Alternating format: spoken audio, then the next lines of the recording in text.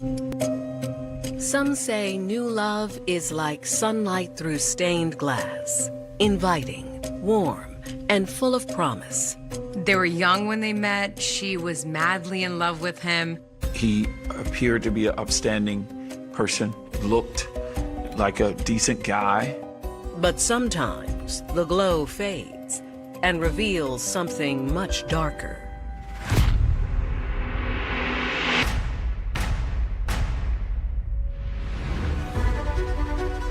She said, the guy beats me up, but then he also takes care of me. He wasn't just abusive. He knew exactly how to manipulate her, too. He expected her to share a bedroom with him and his new girlfriend. But when the whole thing shatters, all that remains are the sharp edges of choices that can't be undone. He began throwing guns in the car. Out of nowhere, a truck pulled up and shots rang out. This whole thing just exploded.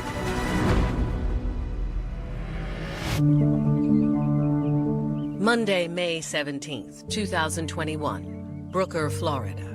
A typical warm and humid spring day stretches into late afternoon in this rural North Florida community. Gainesville and the sprawling University of Florida campus are only about 8 miles away, but in Brooker, it might as well be 1,000.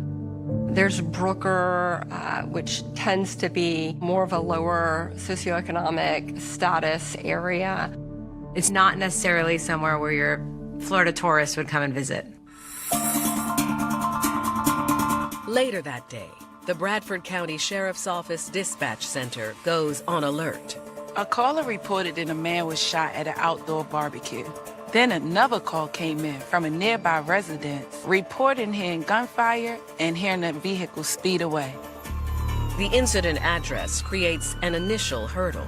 There was a little more chaos than usual as far as the response. Brooker straddles 2 counties, so they weren't sure which police office should respond. Bradford County and Alachua County actually responded around the same time. First responders rushed to the scene at Northwest 223rd Lane. If you put the address into Google Maps, it wouldn't take you directly to this property. I mean, this is how rural we're talking. And we're talking, 2-track dirt roads off of county roads. If you didn't know it was there, you wouldn't find it, kind of thing. When the first deputies get there, they find a small outdoor barbecue, which was reduced to pandemonium. An arriving deputy with medical training races to the side of an unconscious man lying bleeding on the ground. There's a bullet wound in his upper arm. He has no pulse. A moment later, EMS confirms that the man is dead, and distraught party guests confirm that the deceased man is 44-year-old Tyrone Gregory Blocker, Sr. Mr. T, as Tyrone was known, was universally loved and respected. Tyrone was born November the 5th, 1976 in Gainesville. Growing up, he wasn't the type of person to get sidetracked in guns, gangs, beefs, or anything like that. He took school seriously, putting the time and effort, and after graduation, went to college to become a respiratory therapist.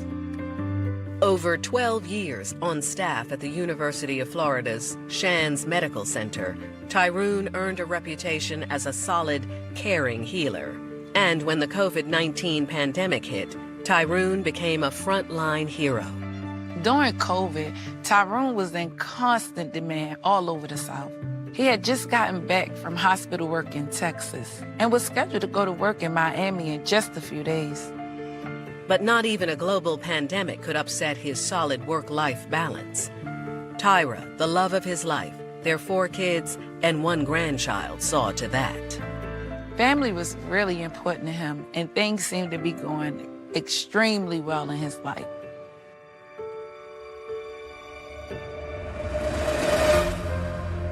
But now Tyrone is dead outside a neighborhood barbecue, and detectives are trying to figure out why.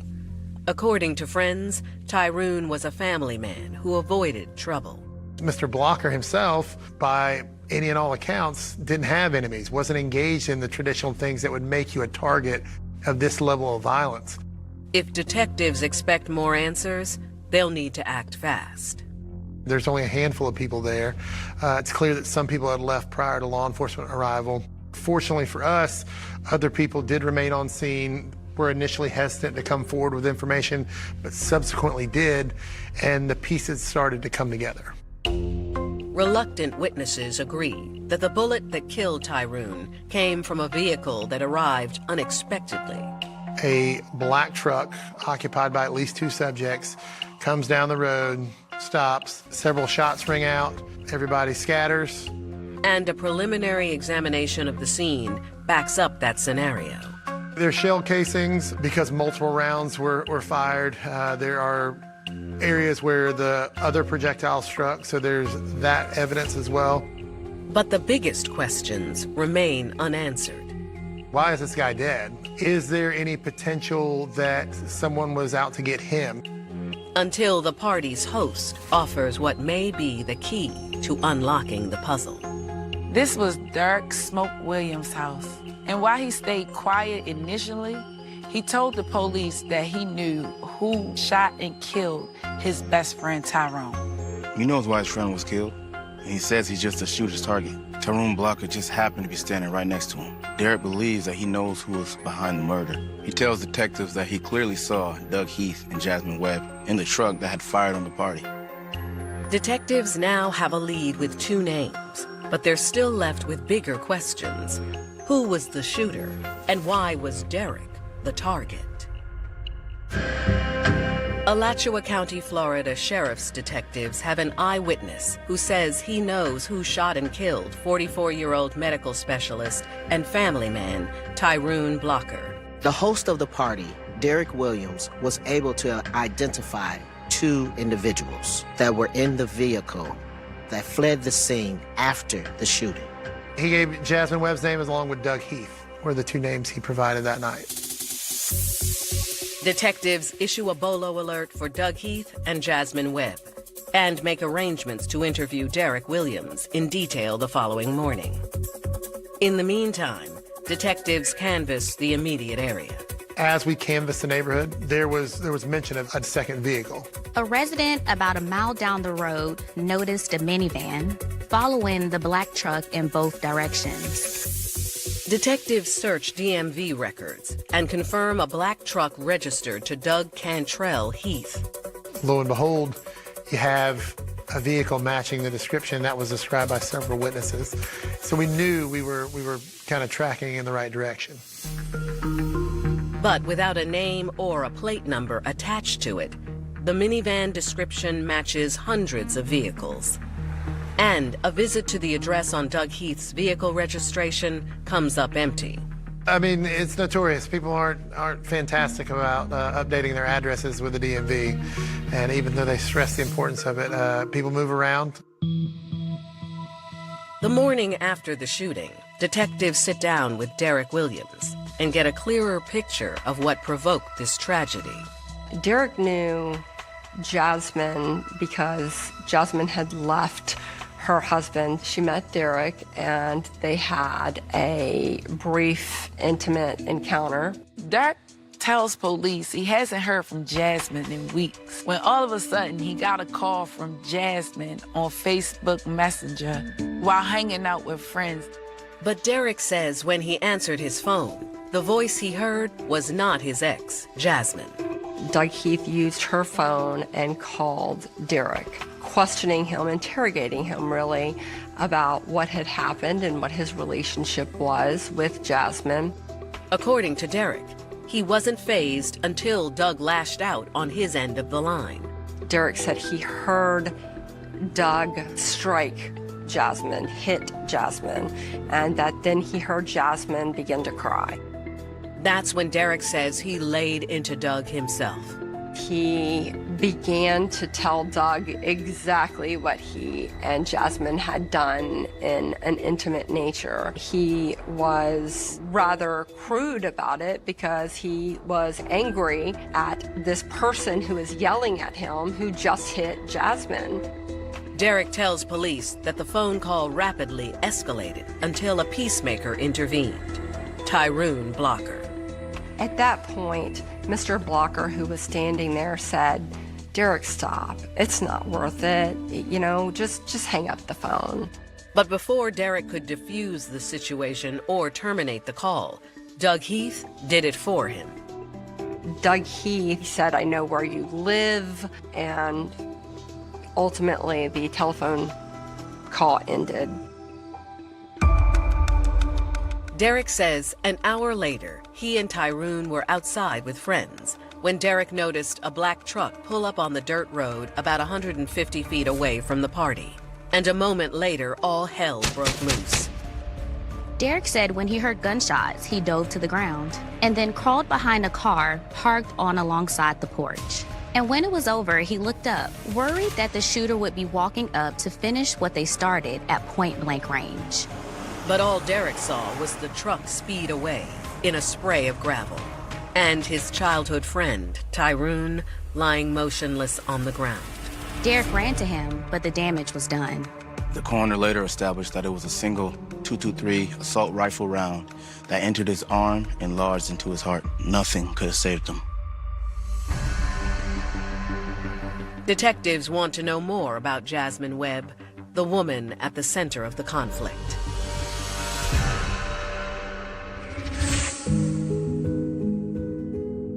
Jasmine was born July 16th of 1988. She was very, very bright, very outgoing, very energetic, had her own thoughts and ideas about things.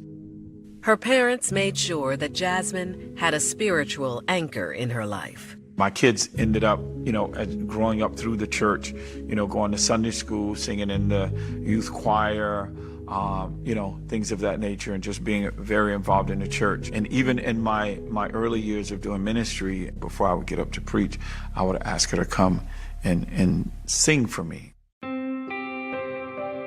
But as Jasmine grew, her thoughts and ideas began to embrace the wilder side of life. It wasn't like she grew up on the streets without a mother, without a father. She grew up in a very loving environment. She grew up in the church. Before graduating, Jasmine left high school to follow a boyfriend up the East Coast. She ended up quitting high school her senior year, and she ended up taking off to New Jersey with this guy that she met. It ended up putting me in the hospital, from the stress, the shock of it all, that my baby is gone. Jasmine's family wasn't okay with her moving suddenly with her boyfriend, so they sent the police to where she was staying. Her father followed behind them, and when she saw her father standing outside, she broke down in tears. And the whole time, she was more concerned with her boyfriend and his things. Let's go home, right? I just want to get you home, right? And so we were able to get her back. We got her back home, had conversations with her. She didn't want to go back to school. For a fresh start, Jasmine made a move to Gainesville, hoping to get her life back on track. We ended up getting her an apartment in Gainesville, got her a car, all this stuff, go to night school, get your GED, right? At least get your education, and then we can figure everything else out from there. And in the interim of all of that, that's where she met Doug. They were young when they met. She was madly in love with him. She'll tell you to this day that she was madly in love with him. He appeared to be an upstanding person, looked like a decent guy. He appeared to be very well-mannered. He wasn't disrespectful, wasn't rude, wasn't any of that. And so their life, their relationship, kind of started. Together, Jasmine and Doug had 4 children. Motherhood helped Jasmine mature. But now, Jasmine's name has come up during Tyrone's murder investigation, and detectives are trying to piece together how she fits in. Investigators' next move is to contact Jasmine Webb's family. As family members of hers are coming forward, we're growing concerned that she is maybe not the most willing participant in this. Detectives begin to think this may be as much a hostage situation as it is a hunt for 2 fugitives. There was a concern for her well-being. Maybe she was acting or not acting out of fear. Detectives focus on finding Doug Heath's truck and identifying the mysterious second vehicle neighbors saw, which will require cutting-edge surveillance technology. License plate recognition is a technology. Only recently has it been more of a resource to law enforcement, and they're getting to be more prevalent. Investigators feed Doug Heath's license number into Florida's LPR database and get 2 hits for the price of 1. Everywhere that there was a license plate reader that hit on Doug Heath's truck, there was another vehicle behind it. In every instance, those license plate readers showed them traveling, showed them stopping at a gas station, 2 gas stations, I believe, actually. LPR imaging puts a plate number on the minivan, and DMV records confirm it's registered to Martesha Johnson. Martesha is a school teacher and a mom, not exactly what they expected. It was hard to believe that she had any involvement in a murder. When police scroll social media profiles for Martesha, Doug Heath, and Jasmine, they learn an even more surprising detail. The photos and comments they shared strongly suggested that all 3 individuals were in a romantic relationship with one another. I learned of this word throuple, which apparently is a sort of a slang term that I had not heard of before, but that was their situation. All 3 were in a relationship together. If you're a detective in this case, you gotta now be wondering, was this killing the result of a love triangle or a love rectangle? People want you, oh, you got this name, go make an arrest. Well, if we step to that person and we don't have, the burden of proof necessary to effect an arrest, probable cause, or we don't have, probable cause to effect a search warrant on their vehicle or their residence, we come up empty-handed.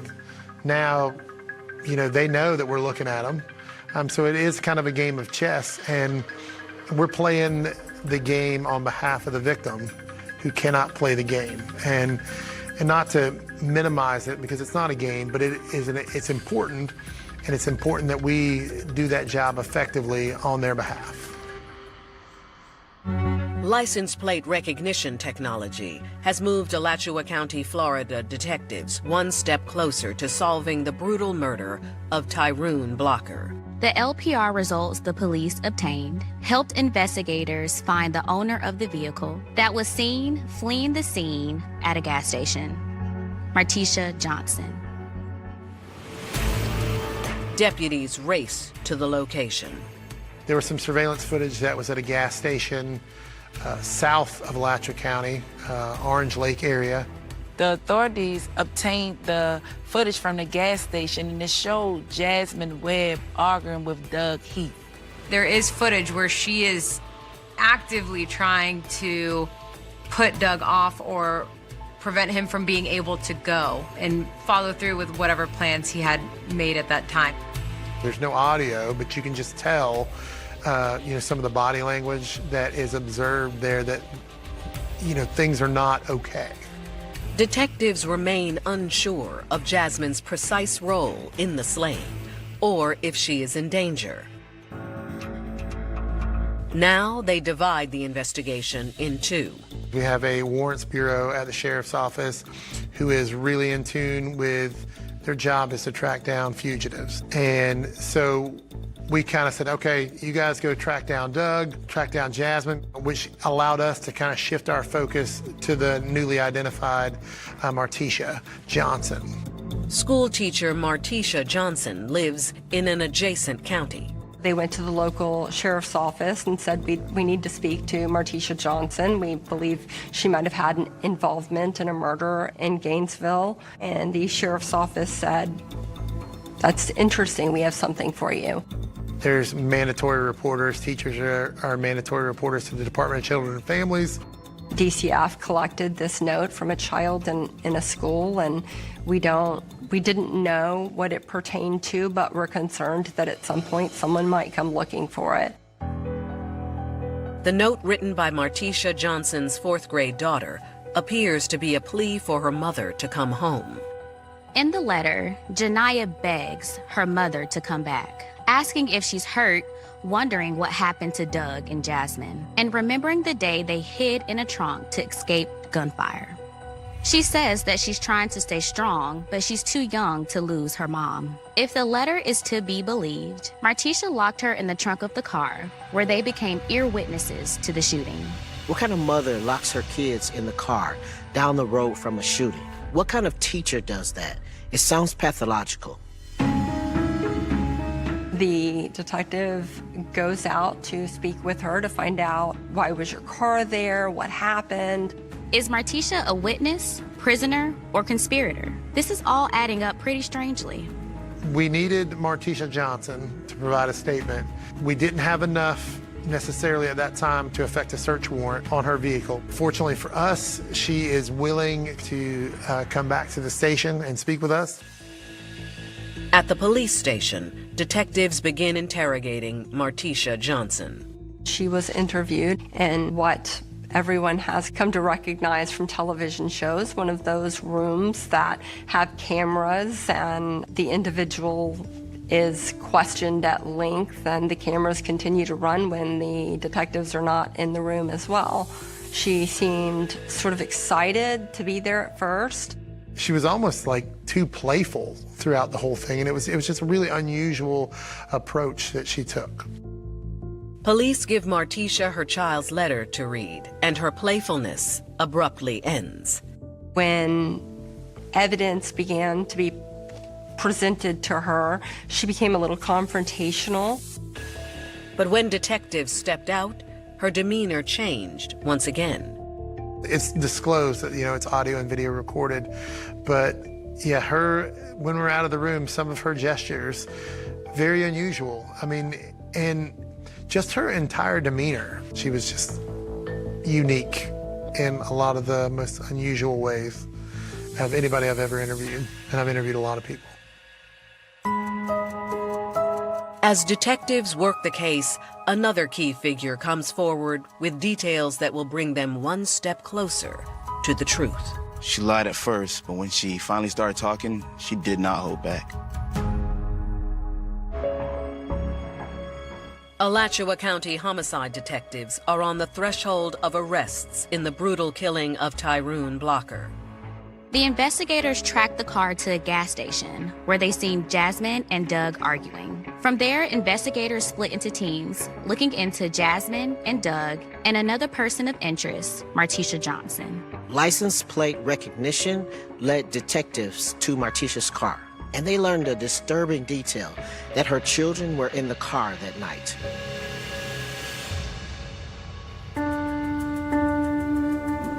While police interview Martesha Johnson, they receive the news they've been waiting for.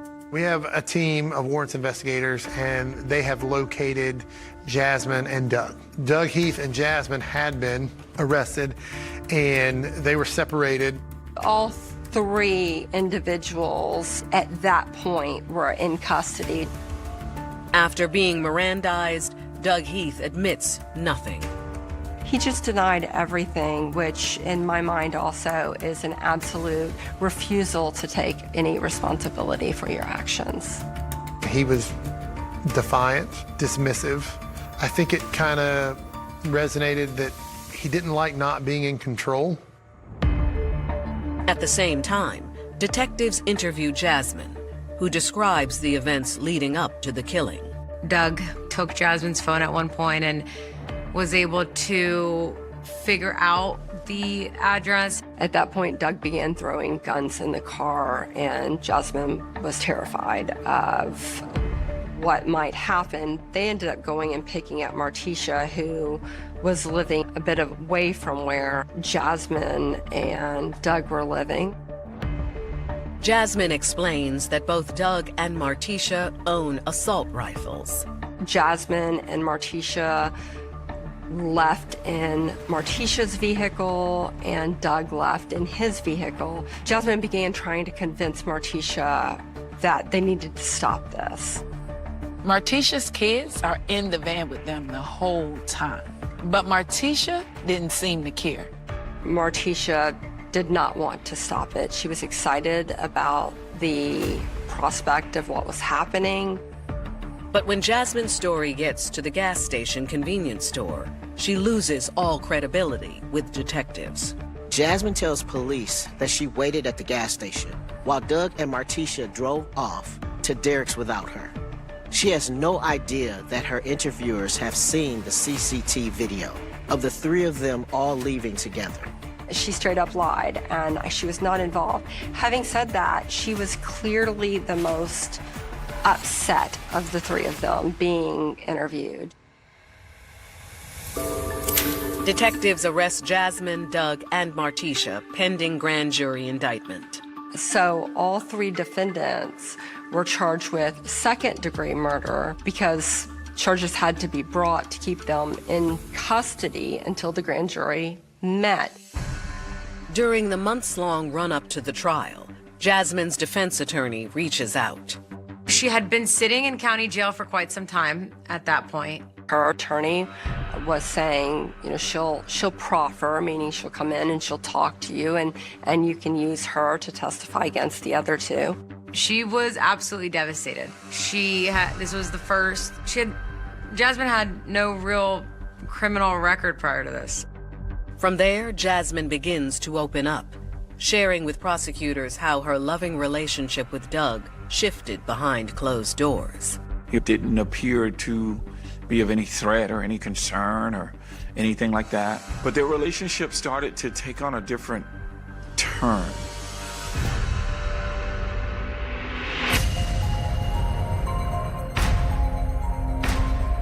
There was a certain dynamic to the relationship between her and Mr. Heath that, he was able to control her, for lack of a better term. Jasmine tells investigators that her family urged her to leave, but it wasn't that simple. She said, the guy beats me up, but then he also takes care of me as well, and I need him, and where am I gonna go? What am I gonna do?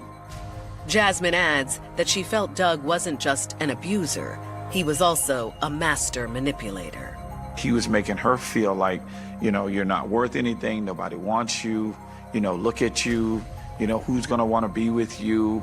She was also addicted to drugs that he provided. She said, Daddy, I think Doug is giving me drugs. She said, I'm starting to feel a certain way, or like I'm hallucinating, or just, whatever. Jasmine says in December of 2021, she was finally able to make the break.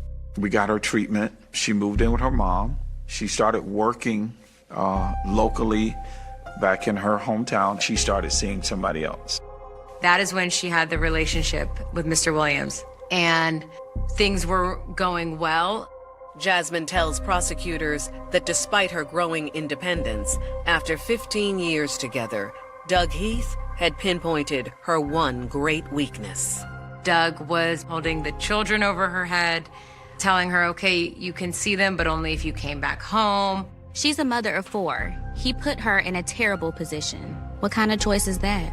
Because Doug had power over her, he was able to manipulate Jasmine as he pleased. And what police learned next is even more disturbing. In late 2021, months after the murder of Tyrone Blocker, Jasmine Webb has agreed to reveal the entire story of her relationship with shooting suspect Doug Heath and how it spiraled into violence. Jasmine tells Florida prosecutors that she was finally able to leave her abusive partner Doug Heath and began a relationship with Derek Williams. But he began to use her children to bring her back under his control. Her wanting to be there with her children and missing her children is what drove her back there. She ended up going back to Doug and ended the relationship with Mr. Williams. Jasmine says when she returned, she was expected to share a bed with Doug and his new girlfriend, Martesha Johnson. It was an odd situation. Martesha was not beaten by Doug. She had a different relationship with Doug. Doug called Martesha number 2, but he treated her as an equal. He didn't hit her, give her drugs, and was okay with her living apart from him in her own place with her own kids. Jasmine says she believes Doug's attempt at killing Derek Williams was as much to punish Jasmine for growing as it was an act of jealous revenge. I think that the fact that she realized she could make a living for herself and be clean and not need him in all of the ways that he was used to was a problem for him. Jasmine tells investigators that Martesha was more willing to go along with Doug's worst impulses. I think she was really excited about the gun, and just everything about it really excited her. I think that was what just pushed him over the edge to go through with it all and actually execute it. This whole thing just exploded. Jasmine says that the whole way to Derek Williams' home, she desperately sought to defuse the situation. She claims Doug was too angry to listen to reason, and Martesha wanted the thrill of the kill, no matter what it cost. Jasmine is talking to Martesha, saying, we can't do this, we need to convince him. Martesha has her 2 children at that point. Presumably, she decides that she can't leave them behind, so she's going to take them to a murder scene. Martesha is so eager to be involved in this crime, she puts her own kid's life in jeopardy. Jasmine says she then drove the 3 of them to the barbecue while still trying to get Doug to see reason and call it off. Jasmine was terrified, but she'd never known Doug to hurt anyone other than her. According to Jasmine, when they arrived at the cookout, Doug instructed her to park. You have someone that's very motherly and fearful, and she's just in a very vulnerable situation. Jasmine says Doug took careful aim with his AR-15 and squeezed the trigger. Ultimately, the shots were fired, and Derek dove behind a vehicle, and Mr. Blocker got killed, and then they sped off at that point. According to Jasmine, Doug fired a volley of shots, then screamed at her to get them out of there. They get back to Martesha's vehicle, where the children are still in the back of the SUV. They say that they heard the shots. Martesha is trying to coach them into what to say in the event that they are questioned. Jasmine and Doug's kids are left with a relative. Martesha follows suit with her own. Ultimately, Martesha and Jasmine and Doug have their conversation and decide to go to Doug's cousin's house because that's not where they're known to be, so that's not where police might come looking for them. Martesha, at some point, essentially announces that she's bored and she doesn't want to be there anymore. Within hours, all 3 were in custody. Prosecutors soon learned Jasmine's description of Martesha Johnson's transformation is no exaggeration. Doug and Martesha and Jasmine are making phone calls from the jail. We have access to those. The inmates are told at the beginning of the jail call, this is not a private call, this is a recorded line. The jail phone calls after the fact, very eye-opening, just a different approach to things. Like, she was embracing it in all the wrong ways. Martesha's telling her mother, you don't understand, Mom. I was pregnant. You said that I should become a teacher. I became a teacher for you. That was your dream. That's what you wanted. I've always been a gangster. She's telling her own mother that an unarmed, innocent bystander's death is her destiny.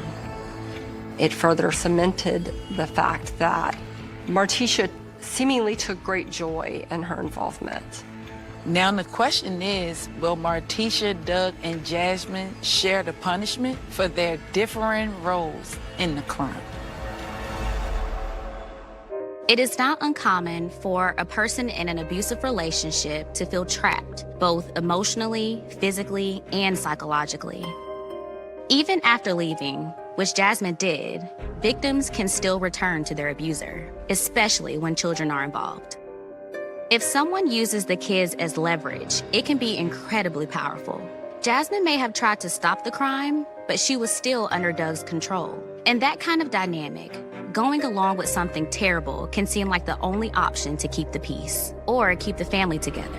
It's not about choosing the crime. It's about surviving the situation. Florida Criminal Courthouse, October 2022. Doug Heath, Martesha Johnson, and Jasmine Webb will finally face a jury in the murder of beloved family man and COVID frontline hero, Tyrone Blocker. Doug and Martesha stood trial together. Jasmine did not, because Jasmine was a testifying witness. Jasmine made the very difficult decision to participate in these trials because she thought that it would be the best way to ensure, one, justice was served, and two, would lead to her children at least having one parent at home. Once she's sworn in, Jasmine holds the jury spellbound as she describes the events of May 17, 2021 from her unique perspective. Despite those years of power and control, now she was in power. She had the power. She had the control. What was going to happen to Doug and Martesha largely relied upon her testimony about exactly what happened that night. Jasmine's testimony details the facts. The prosecution's other star witness goes straight to the jurors' hearts. Martesha's daughter, as traumatizing as this was for her, no doubt, ultimately testified against her mother. On November 2nd, the jury announces their verdict. After hearing everything, they found both Doug and Martesha guilty of first-degree murder and attempted first-degree murder. Ultimately, they both got life in prison without the possibility of parole. Jasmine's plea deal leaves her fate to the court. The judge was given a range of 5 to 15 years. Ultimately, the judge sentenced her to 12 years. For Tyrone Blocker's heartbroken friends and family, justice was done. For Jasmine's supporters, her sentence remains a betrayal. 12 felt like a slap in the face. It felt like everything that Jasmine had done was thrown out the window. My daughter's doing 12 years in prison for a crime that she did not commit, for a crime that somebody else committed, that she was a victim in this whole mess. An innocent person ended up dying as a result of this. There remains the hope that Jasmine Webb will inspire others to break the cycle of abuse that cost her freedom and shattered multiple families. If you find yourself in a situation where someone is violent towards you or is not treating you well, that first time that it happens, let that be the last, because she never in a million years would have thought that things could escalate the way that they did. If it's too good to be true, it's probably not true. If a guy physically, psychologically, emotionally, financially, sexually abuses you once, he's gonna do it again. He's an abuser, right? That's what he is. Until he gets the help and the treatment and everything that he needs to do better for himself, that's what he's going to do. Jasmine's children have lost both of their parents. They presumably have seen a great deal of domestic violence, which I can only imagine the harm of that. Then Martesha's children got involved because of the domestic violence between 2 of the 3 in the relationship. And ultimately, that dynamic resulted in this child having to testify against her mother. Domestic violence affects children in a way that is unfathomable, and I think that gets overlooked a lot. There's children without a father. There's children who won't have a mother or father in their lives for the foreseeable future. And there's, those victims who will live on, and they'll have to cope with this as well. Ultimately, it can end in many ways. None of them are good. And this is the way that the story ended for Jasmine. And the end of a domestic violence story is always going to be bad. This was Jasmine's story. The frost of a Toronto winter in 1991 wasn't enough to freeze the blood of a city that had just been stained by a crime so intimate and so brutal that it defied the logic of the streets. It started with a phone call, a desperate, breathless plea in the dead of night, and ended with a discovery that turned the quiet suburban landscape of a neighborhood into a stage for a nightmare.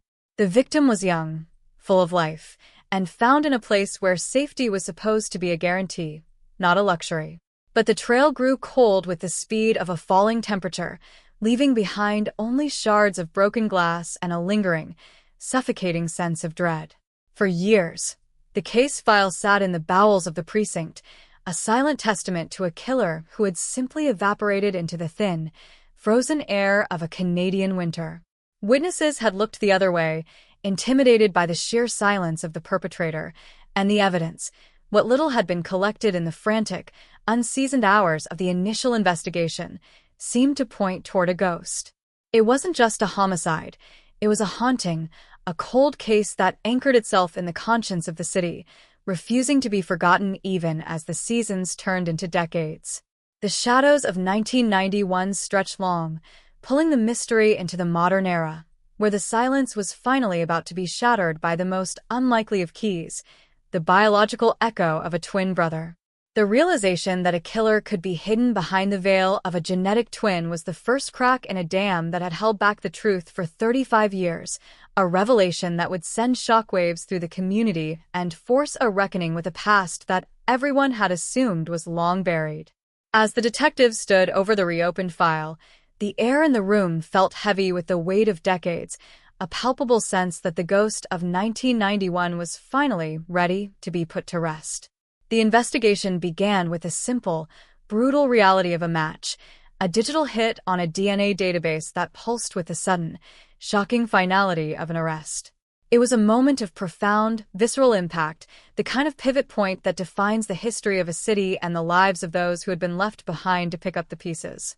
Every detail of the crime, once dismissed as an unsolvable puzzle, was suddenly bathed in the harsh, unflinching light of modern science, and the narrative of a random act of violence was being replaced by the chilling, premeditated reality of a family secret that had been guarded with a fervor that defied belief. The community, once lulled into a false sense of security, was now forced to confront the truth. The monster hadn't been a stranger in the dark, but someone whose face had been right there, a mirror image that had shielded him from the reach of the law for nearly half a century. The shock was absolute, a collective gasp that echoed from the quiet cul-de-sacs to the towering skyline, as the story of the Toronto 1991 case transformed from a cold, distant mystery into a searing, intimate betrayal that had finally found its path to justice. The investigation into the 1991 Toronto tragedy had, for decades, been an exercise in chasing smoke through the bitter Ontario winter. The original evidence, a scant collection of fibers, a single, smeared fingerprint, and the haunting, silent testimony of a scene that had been scrubbed clean, offered little to those tasked with finding the killer. Year after year, the detectives would pull the file, hoping for a breakthrough that never came, their efforts hampered by the limitations of a technology that was still in its infancy. They walked the same paths the victim had taken, looking for the shadow that had crossed her life, but the city had changed, the streets had been rebuilt, and the memories of the witnesses had faded like breath on a windowpane.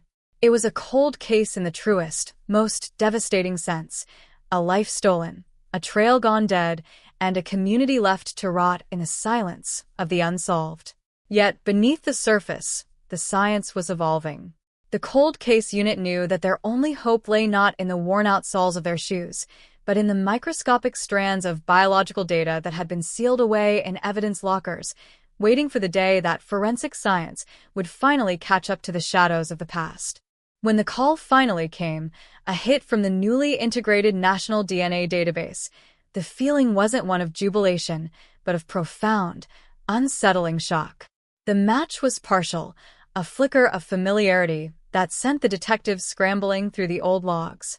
It pointed toward a family tree, a tangled web of connections that led them away from the streets of Toronto and into the complicated reality of a twin brother whose existence had been nothing more than a footnote in the original, neglected paperwork. The realization was chilling. The killer had relied on the biological mirror, a double whose identity had acted as a perfect, impenetrable shield. For 35 years, the suspect had moved through the world under the protection of his brother's likeness, a human echo that blurred the lines of truth and provided him with the ultimate, built-in alibi.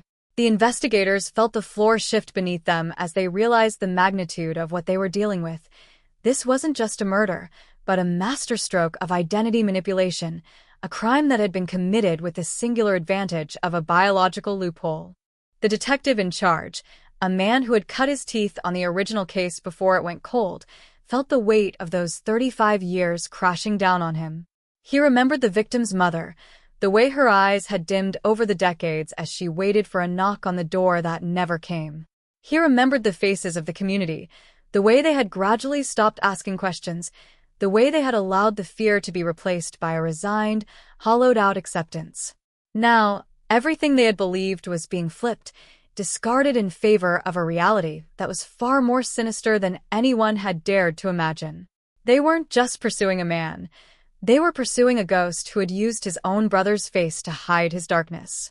The pursuit became an obsessive, high-stakes game of shadows, where every move the suspect made was now being mapped, every interaction analyzed, and every aspect of his life scrutinized for the telltale signs of the man who had vanished in 1991. They delved into the records, finding the school photos, the employment documents, the mundane, paper-thin artifacts of two lives that had been lived in the same city, often in the same neighborhoods, yet with outcomes so wildly disparate. They reconstructed the life of the twin, a man who had lived in the shadow of his own brother's crime, potentially unaware of the blood on his siblings' hands, or perhaps burdened by a secret that had eaten away at him from the inside. The detectives had to navigate the minefield of that relationship with the precision of a surgeon, knowing that the wrong approach would alert their quarry and send him back into the abyss. The atmosphere in the precinct became electric, the air thick with the unspoken tension of a team standing at the edge of a precipice. They were about to dismantle the most elaborate deception they had ever encountered, and the stakes were nothing less than the restoration of a truth that had been lost for an entire generation. Every night, the team would gather to parse the new data, the screen casting long, dancing silhouettes against the walls as they debated the implications of the twins' role. They began to realize that the DNA match was not just an end. It was the beginning of an interrogation that would require them to untangle the lives of two men who were, in every physical sense, indistinguishable. The complexity of the case was dizzying. How do you distinguish between two faces that are the same? How do you prove who was where, at what time, 35 years ago, when the memories of the witnesses are no longer reliable and the physical scene has long since ceased to exist? The answer, they knew, lay in the behavior, in the subtle, irrepressible patterns that define a man even when he thinks he has shed his old self. They started to monitor the suspect with a quiet, clinical focus, watching for the hesitation, the slip-up, the moment where the man behind the mask would finally show his true face. The silence of 1991 was no longer a tomb. It was a pressurized chamber, and the walls were beginning to buckle. The detectives felt the pulse of the investigation quickening, the rhythm of a hunt that had been delayed for far too long but was now hurtling toward an inevitable, violent confrontation with the past. They were no longer investigators.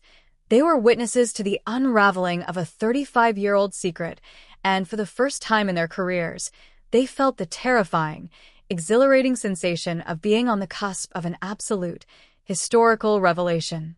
The investigation had reached a boiling point where the line between the present and 1991 had become dangerously thin. As the detectives tightened the net, the reality of the twin brothers' involvement, or perhaps his unwitting role as a human camouflage, began to take a more sinister form.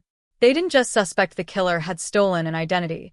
They realized he had orchestrated a life in the shadows, using his brother's existence as a buffer to absorb the friction of the world.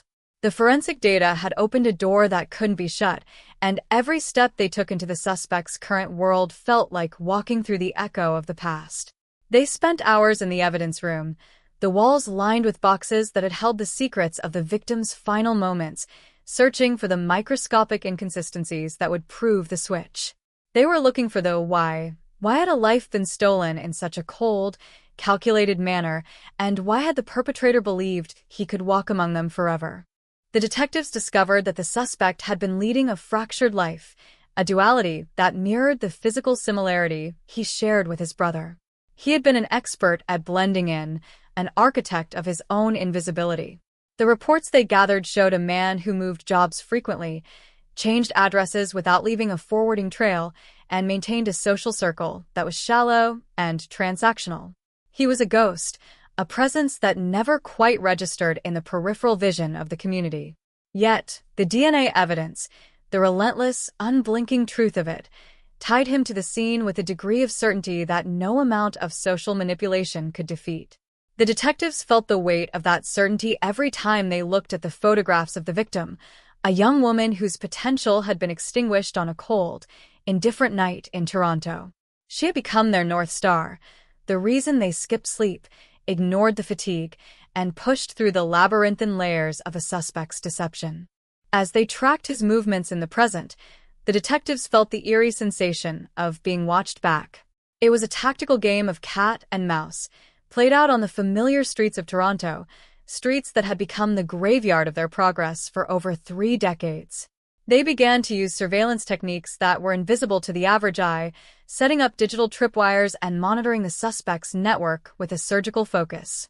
The tension in the unit was almost tangible. Every member of the team knew that one misstep would not only alert their quarry, but potentially jeopardize the entire legal foundation of the case. They were building a fortress of evidence, a narrative so compelling and so meticulously backed by data that it would leave no room for the defense to maneuver. They were no longer just tracking a man. They were preparing for the final act of a play that had been running for 35 years. The breakthrough came when they identified a pattern in the suspect's digital footprint that linked him directly to the vicinity of the crime scene in 1991, despite his claim that he had been living in a different province. It was a digital fingerprint that contradicted his entire existence as a phantom. The detectives felt the surge of adrenaline that comes when the abstract becomes concrete, when the theory becomes a verifiable, documentable fact. They were holding the thread, and all they had to do was pull. The narrative of the case, once a fragmented, impossible mystery, was now crystallizing into a clear, devastating story of betrayal and cold-blooded opportunism. They could see the suspect's choices, the moments where he had chosen to kill, the moments where he had chosen to hide, and the decades he had spent maintaining the charade. It was a roadmap of a ruined life, a document that would eventually lead to the destruction of the perpetrator's carefully constructed world. The atmosphere in the precinct became one of focused, quiet intensity. The detectives moved with the efficiency of a machine, every action calculated to maximize their leverage and minimize the suspect's ability to retreat.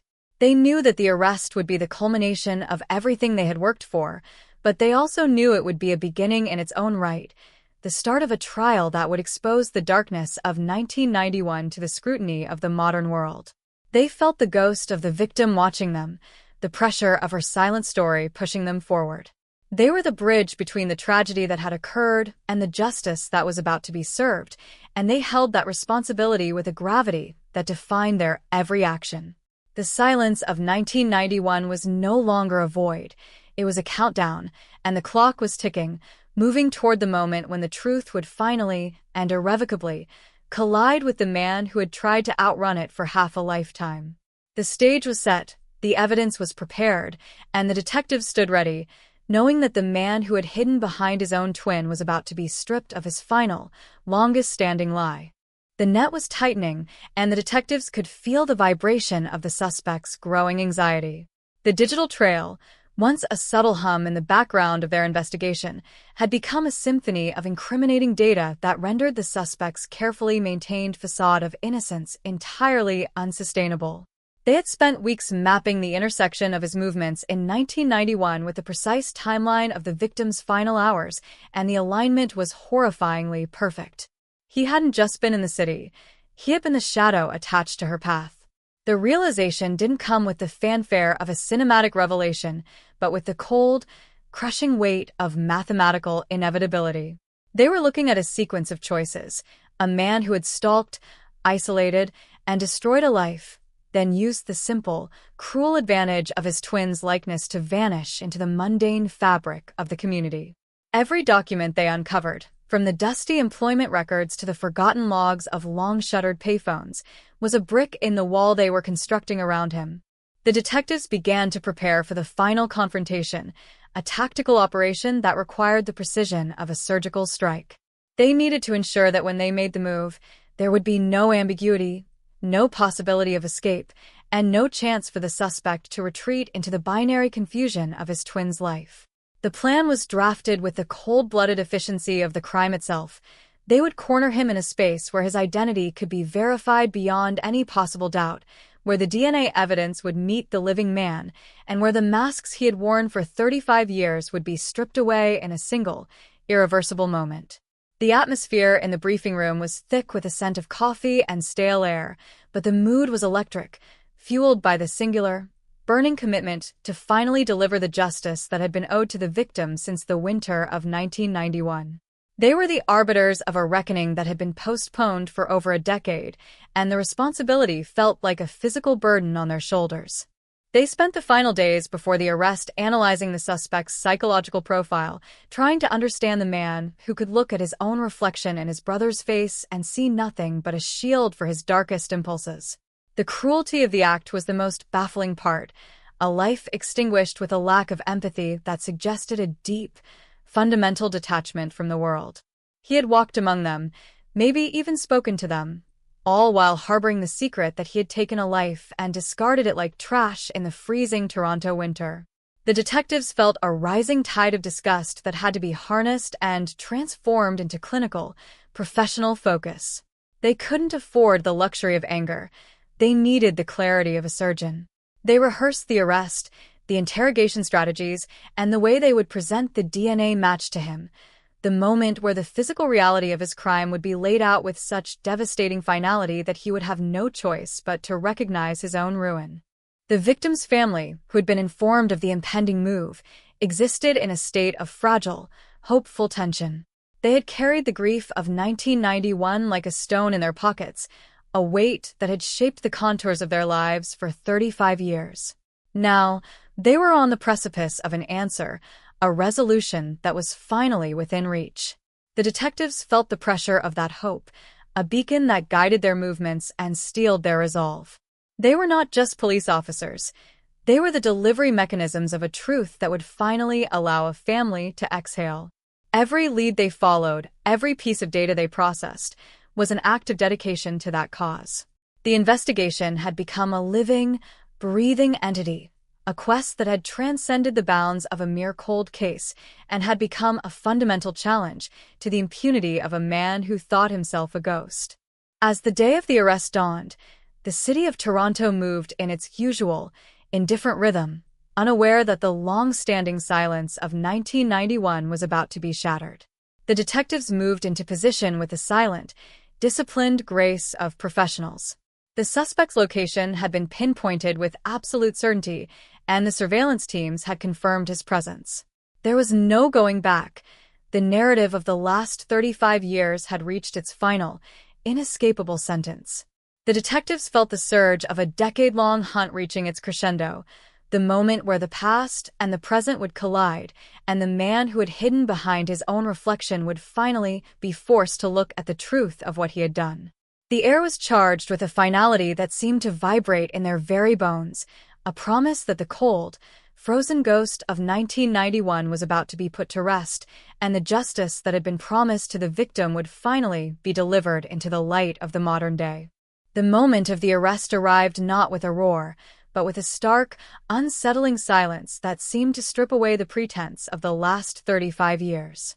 As the detectives closed the door on the suspect, the transition from his mundane existence to the reality of his confinement was absolute.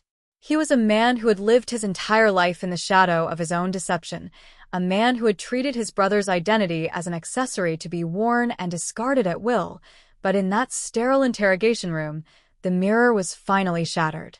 The detectives did not need to raise their voices.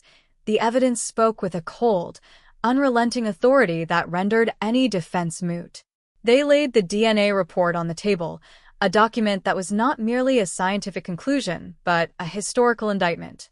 It was the moment where the phantom of 1991 finally ceased to be a ghost and became a man, stripped of his shield and confronted by the crushing, undeniable reality of his own past. The suspect's reaction was a study in the collapse of arrogance. For years, he had operated under the assumption that he had outsmarted time, that the slow, erratic decay of human memory was a fortress he could inhabit forever. Yet, as the detectives methodically walked him through the timeline, the specific movements in the winter of 1991, the proximity to the crime scene, and the biological match that linked him to the victim with a precision he could not begin to challenge, the cracks in his composure grew into an abyss. He was no longer a person of influence or a ghost in the machine. He was a man facing the inevitable.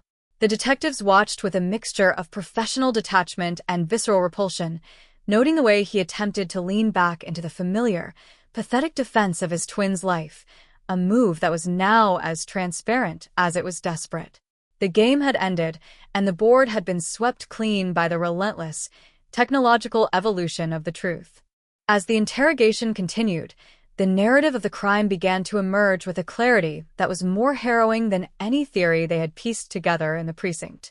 The suspect, broken by the weight of the evidence and the realization that his long-standing charade had been permanently dismantled, began to let the silence of the last 3 decades spill out.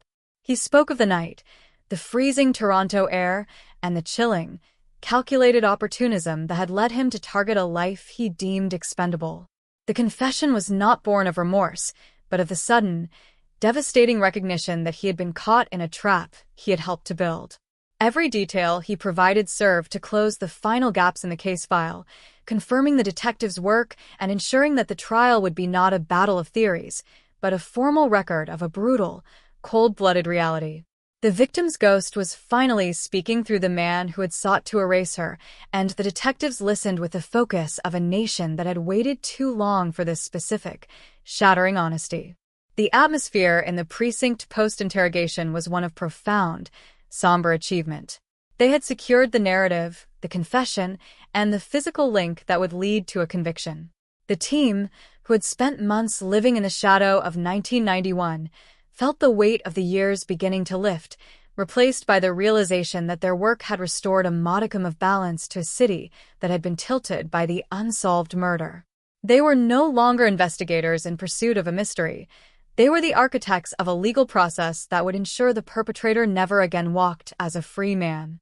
They stood in the break room, the silence of the night punctuated by the hum of the city, and acknowledged that the story they had been tasked to solve was finally complete. They had breached the vault of a 35-year secret, and in doing so, they had returned a stolen piece to the victim's family and a sense of justice to the city at large. Yet, even as they celebrated the success of the arrest, the detectives were acutely aware of the trauma that had been laid bare.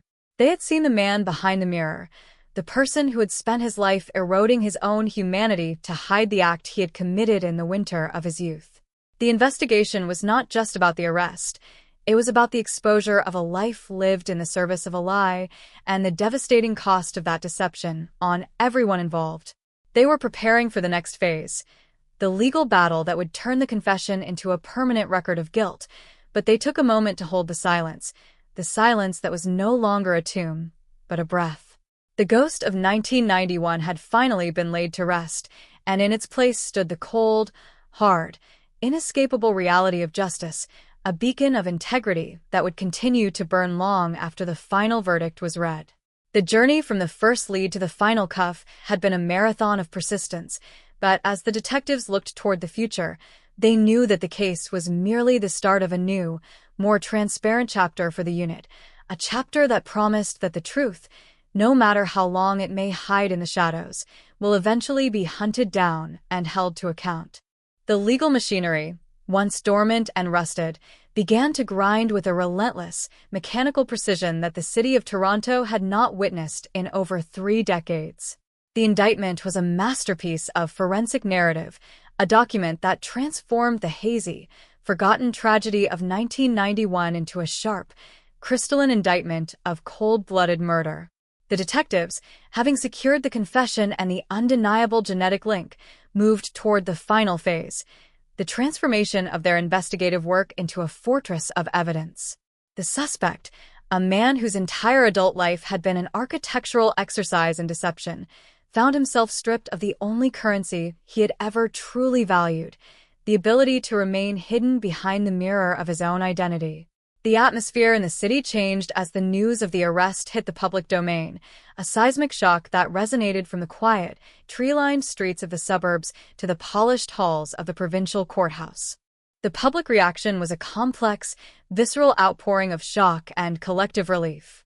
It was no longer a cold case, it was a societal reckoning. The revelation that the perpetrator had used his twin brother, a man who had potentially been an unwitting accomplice to his own identity theft, as a human shield for 35 years sent a wave of revulsion through the population. Reporters, bloggers, and citizens alike were consumed by the details that the detectives were finally authorized to release. The meticulous mapping of the suspect's movements, the devastatingly simple DNA match, and the confession that had finally pierced the suspect's long-standing mask of indifference. The reputation he had built for himself, a persona of unremarkable, invisible normalcy, crumbled under the weight of the scrutiny. His associates, once loyal to the man they thought they knew, began to scatter, their testimonies becoming the final, necessary threads to stitch the case into an airtight narrative of guilt. The detectives, for their part, became the focal point of a storm they had quietly, methodically engineered. They were no longer investigators in the traditional sense. They were the custodians of a truth that had been exhumed from the frozen soil of 1991. They walked into the courthouse not with the bravado of victors, but with the quiet, steely confidence of professionals who had fulfilled a sacred obligation to a victim who had been left behind for far too long. Every piece of evidence they presented, from the initial forensic findings to the subtle, psychological markers found in the suspect's own statements, was a hammer blow to the foundation of the suspect's defense. They didn't just tell the story of the murder. They recreated the environment that made it possible, the systemic failures, the abandoned leads, and the culture of impunity that had allowed a predator to walk among them for half a lifetime. The testimony of the victim's surviving family members was the emotional crescendo of the trial's initial filings. They spoke of a daughter, a sister, and a friend whose vibrant potential had been extinguished on a night that had been erased from the public memory until now. Their pain, once private and isolated, was now a shared burden, a collective mourning that hardened into a fierce, unwavering demand for accountability. The suspect, sitting at the defense table, looked like a relic of a dying order, his carefully crafted persona serving only to alienate him further from the reality of the human tragedy he had caused. He was no longer the master of his domain. He was a defendant, a man confronted by the very truth he had spent half a lifetime trying to outrun, forced to face the consequences of an act he had clearly believed was destined to remain forever unsolved. As the trial entered its final preparatory phase, the pressure on the legal team reached a fever pitch. There were attempts at suppression, motions meant to exclude the forensic data on the grounds of technicality, and whispers of intimidation in the corridors of the courthouse. But the detectives were immovable. They had built a wall of evidence that no amount of political or legal maneuvering could scale. They watched as the defense attorney, once the most formidable in the city, began to lose control of the narrative, his attempts to discredit the forensic findings falling flat against the weight of modern, indisputable technology. The trial was no longer about a legal point of contention. It was about the moral fabric of the city. It was a litmus test for justice, a question of whether the law could reach into the past and extract the truth from the darkness. The air in the courthouse was thin, charged with the electric potential of a verdict that would echo long after the gavel struck. Every person present felt the gravity of the moment, the knowledge that they were witnessing the end of an era. The victim's voice, though long silent, had finally found its volume, its plea for justice finally being answered by a system that had once failed her. The detectives stood at the edge of the room, their eyes fixed on the jury, their work done, their long-held commitment to the truth about to bear the ultimate fruit. The case that had been a closed, forgotten file was now a testament to the fact that justice, however long it may be delayed, is inevitable. The silence that had filled the Toronto streets in 1991 was being replaced by the thunderous, undeniable clarity of the truth, and for the first time in 35 years, the community could begin to breathe, free from the shadow of the lie that had defined their past. The trial was moving toward its inevitable, historic conclusion, and the world was watching, waiting to see if justice would finally be served in its most absolute and uncompromising form. The trial reached a fever pitch as the prosecution unveiled the final, damning sequence of forensic testimony, the culmination of the detectives' long-standing, meticulous labor.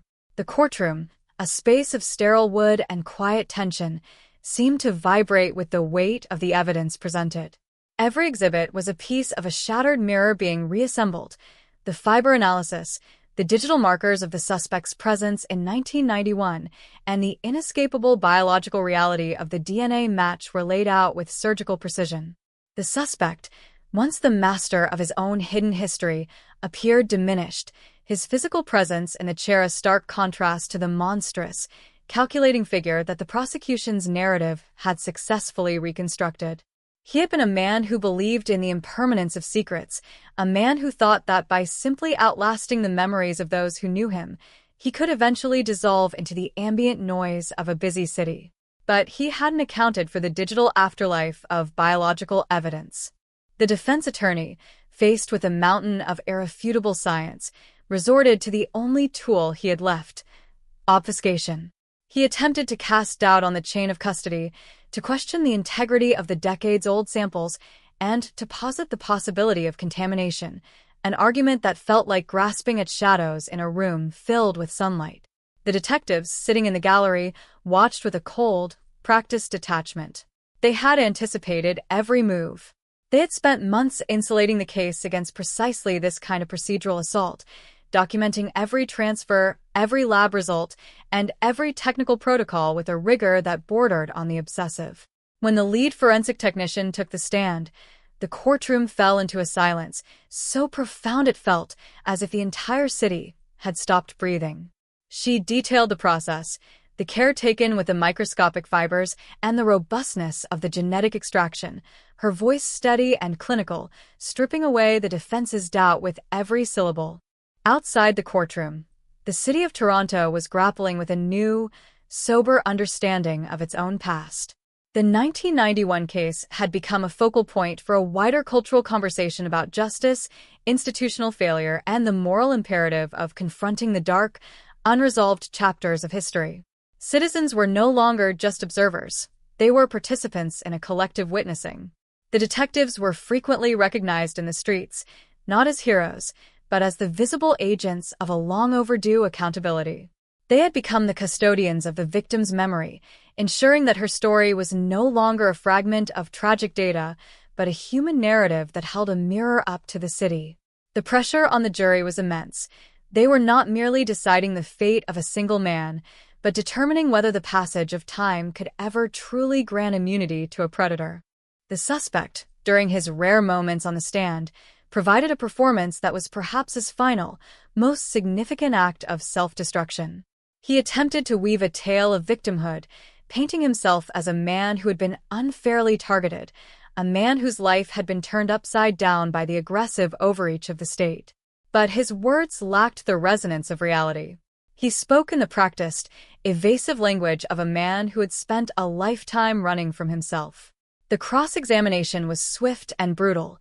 The prosecutor dismantled his timeline, exposed the inconsistencies in his alibi, and confronted him with the sheer, physical impossibility of his claims. It was a deconstruction of a man's entire existence, a stripping away of every protective layer he had built for 35 years. He was finally being seen, not as the shadow he had constructed, but as the man he had always been. As the closing arguments approached, the detectives took a final walk through the neighborhood where the crime had originally taken place. The area had changed, new buildings, new faces, new rhythms, but the geography of the tragedy remained. They stood in the quiet of the evening, feeling the weight of the completed mission. They had come to the end of a road that had, for years, seemed to lead only to darkness. They had honored the memory of a woman they had never known, and in doing so, they had brought a sense of closure to a family that had been defined by the absence of their loved one. They were no longer the men they had been when they first opened the file. They had been tempered by the investigation, their understanding of justice expanded by the realization that it was not just about the capture, but about the acknowledgement of the truth. The final night before the jury's deliberations felt like a bridge between the agonizing past and an uncertain, but inevitable, future. The detectives gathered, the air in their quiet meeting room filled with the remnants of coffee and the steady hum of the city's life.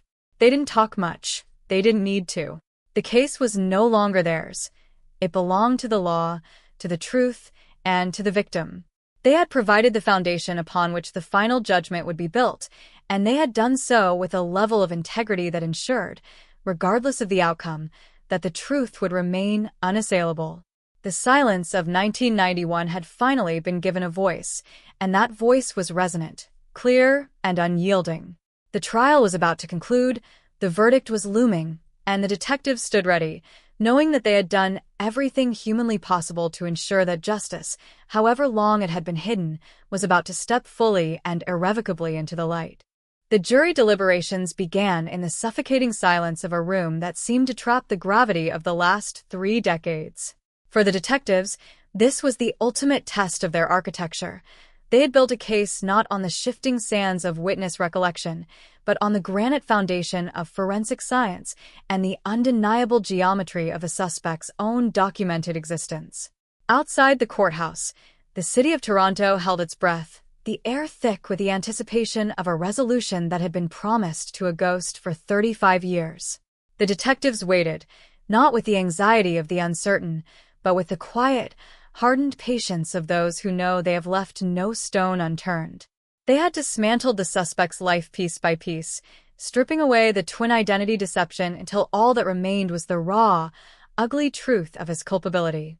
Every hour of waiting was a mirror reflection of the years the victim's family had spent in the dark, and the detectives felt that weight, that shared burden of time, pulsing through the halls of justice. The courtroom itself felt transformed, the space now acting as a final sanctuary for the truth that had been exhumed. When the jury finally emerged, the atmosphere was so tense that it felt as if the physical space had contracted.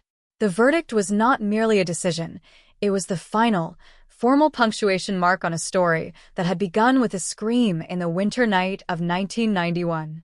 As the word guilty rang out, it didn't just convict a man, it validated the decades of perseverance, the thousands of hours of painstaking forensic reconstruction, and the relentless, unshakable belief that no secret, however protected by the arrogance of the perpetrator, could outlast the inevitable collision with the truth.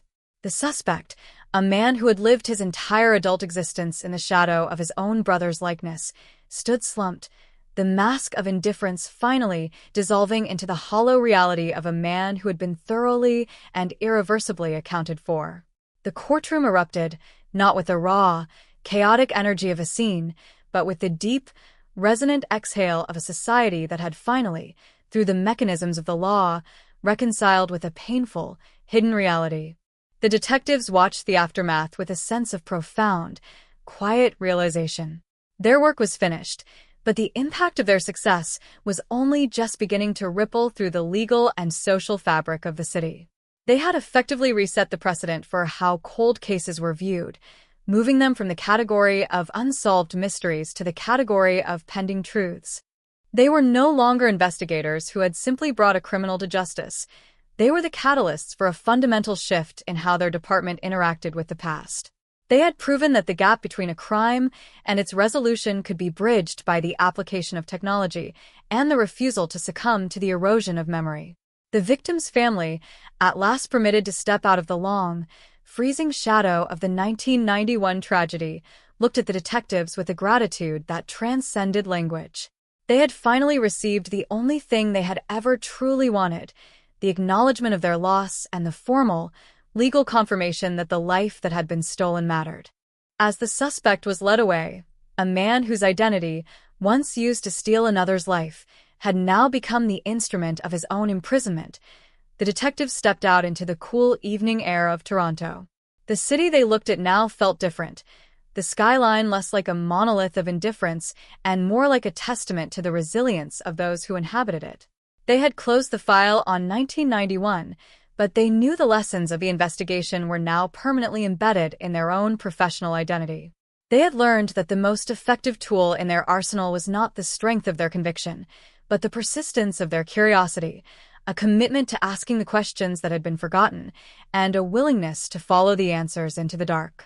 They had looked into the heart of a long-standing wrong and found the means to right it, and in doing so, they had secured a victory that would resonate through the archives of their precinct for generations. The silence that had once filled the apartment where the victim spent her final night had been permanently replaced by the roar of the truth. It was a truth that was cold, hard, and unyielding, but it was also a truth that provided the foundation for a new, more transparent future. The detectives walked toward the parking lot, the rhythmic sound of their footsteps echoing against the concrete, a cadence of purpose that had guided them through the hardest, most isolated stretches of the investigation. They were heading back to the precinct, not to close a book, but to start the next one, to look at the other files that were waiting, to see the other victims who were waiting for their own voices to be rediscovered. The 1991 case had been their crucible, their test of faith in the system, and their definitive win against the entropy of time. As they moved into the city's night, they carried with them the unshakable certainty that justice, however long it might be delayed, was a force that would eventually, inevitably, prevail. The ghost of 1991 was finally at rest, and the detectives, having fulfilled their vow to the victim, were ready for whatever shadows the future held next, armed with the knowledge that the truth was always, fundamentally, within their reach. The sentencing phase of the Toronto 1991 cold case served as the final, absolute solidification of the justice that had been clawed from the silence of 3 decades. As the courtroom doors swung open, the air held a density that felt almost physical, a pressurized atmosphere built upon the weight of the years the perpetrator had spent in the shadow of his brother's identity. The detectives sat in the front row, watching as the man who had thought he could outrun his own history was brought before the judge, his stature diminished, his defiance replaced by the sterile, inescapable reality of his confinement. The victim's family had taken their places, a unified presence of dignity and resolve, their presence the most powerful indictment in the room. They had survived the erasure that the perpetrator had attempted, and in this final moment of the trial, they were the ones who carried the narrative, their voices the ones that would dictate the final cadence of this dark, long-running story. The judge's delivery of the sentence was a masterclass in the cold, unyielding application of the law, a series of statements that methodically dismantled any remaining pretense of the perpetrator's defense. Every word was an acknowledgement of the gravity of the crime, the longevity of the deception, and the absolute necessity of a penalty that matched the brutality of the act. As the duration was read, it wasn't just a number. It was a quantification of the decades stolen, a formal recognition that the life of the victim had not been lost to an unsolvable mystery, but to a calculated, cold-blooded decision. The perpetrator, a man who had built his life on the shifting, unstable foundation of another man's face, now stood stripped of his final defense, the weight of the sentence serving as the permanent, heavy seal on his new reality. He was to be removed from the society he had preyed upon, a man whose future was now as fixed and finite as the cold winter night he had attempted to bury in the past. The detectives watched the conclusion of the proceedings with the quiet, hardened satisfaction of those who have seen a long-standing, seemingly impossible obligation fulfilled. They had not only delivered the verdict, they had provided the victim's family with the one thing they had been denied for half a lifetime: the truth. It was a truth that was not meant to heal, for the damage of 1991 was far too deep for simple resolution, but it was meant to honor, to recognize, and to ensure that the historical record was finally and accurately written. The detectives felt the shift in their own internal landscape. The case that had once been a source of institutional frustration and, at times, despair, was now a source of deep, abiding validation. They had looked into the abyss of a decades-old crime and had not only survived the darkness, but had emerged with the light of accountability. Following the sentencing, the precinct was filled with a sense of profound, reflective quiet. The team gathered, not to celebrate, but to mark the transition, the end of the 1991 file as an open, nagging problem and its beginning as a historical case study that would inform the future of the unit. They recognized that the victory was not theirs alone. It belonged to the forensic scientists who had never stopped refining the technology, to the records keepers who had preserved the fragile, decaying pieces of evidence, and to the community that had never truly stopped wondering about the girl who had vanished. The case was a testament to the fact that justice is not a solitary act, but a collaborative effort, a shared commitment to the truth that transcends the individual investigators and links them into a broader, continuous struggle for accountability. They held the conviction that the 1991 success was the template for all that would follow, a proof of concept that no timeline, no matter how extended, was truly insurmountable. As the evening transitioned into night, the detectives lingered, the office quiet, the familiar rhythm of the city outside providing a steady, grounding contrast to the intense, historical weight of the day's events. They looked at the empty space on the shelf where the 1991 file had sat for so long, and they saw a testament to their own endurance. They had become the custodians of a story that had threatened to be permanently erased, and by reclaiming it, they had fundamentally changed the nature of their own work. They were ready for what came next, armed with the profound understanding that every cold case file was a dormant, waiting truth, and every detective was a potential instrument of that truth's ultimate emergence into the light. The silence of the past had been effectively and permanently broken, and in its place, the unit had built a fortress of memory and accountability, ensuring that the legacy of the victim and the integrity of the justice they served would endure, unshakable and clear, long after the last page of the 1991 file had been formally and finally closed. The resolution of the 1991 Toronto case became more than a mere footnote in the annals of the city's criminal justice system. It became the new operational standard for the cold case unit. In the weeks that followed the sentencing, the detectives found themselves in a unique position of introspection. The office, once a place where files were viewed with a mix of duty and quiet resignation, had been transformed into a space of active, forensic reclamation. They had looked at the 1991 file, the broken, forgotten pieces of a life stolen in the dead of a Canadian winter, and had successfully reconstructed it into a narrative of undeniable accountability. This achievement was not merely about the conviction of a predator who had hidden behind the visage of his own twin. It was about the profound realization that time, when met with the relentless application of modern science and moral clarity, is no longer a sanctuary for the guilty. The detectives understood that they were now the architects of a culture that prioritized the integrity of the record above the convenience of the unsolved. The victim's family, who had spent 35 years navigating the freezing void of uncertainty, finally occupied a state of existence defined by closure. They had witnessed the systematic dismantling of the deception that had shielded the perpetrator for decades, and in that dismantling, they had found a resolution that was as complete as it was restorative. The haunting, unanswered questions that had once dictated the architecture of their lives had been silenced by the rhythmic, unyielding thunder of the verdict and the subsequent sentence. They moved through their lives with a new, quiet strength, the burden of their decades-long search finally set down. They recognized that the investigation had been more than a legal pursuit. It was an act of profound, communal validation, an acknowledgement that the life that had been taken was worthy of the massive, citywide effort required to secure justice. They carried the memory of their loved one with a renewed, unshakable dignity, knowing that her story, and the truth of her end, was now part of the permanent, protected record of the city, shielded from the eroding forces of time and apathy. For the perpetrator, whose existence had been dedicated to the preservation of a stolen, borrowed identity, the ending was a life measured in the rhythmic, austere monotony of the correctional system. He existed as a ghost of his own past, his legacy of ambition and calculated malice having been systematically hollowed out by the very reality he had attempted to overwrite. He remained a silent witness to his own obsolescence, his once formidable ability to disappear having proven utterly inconsequential when faced with the cold, unyielding precision of modern DNA forensics.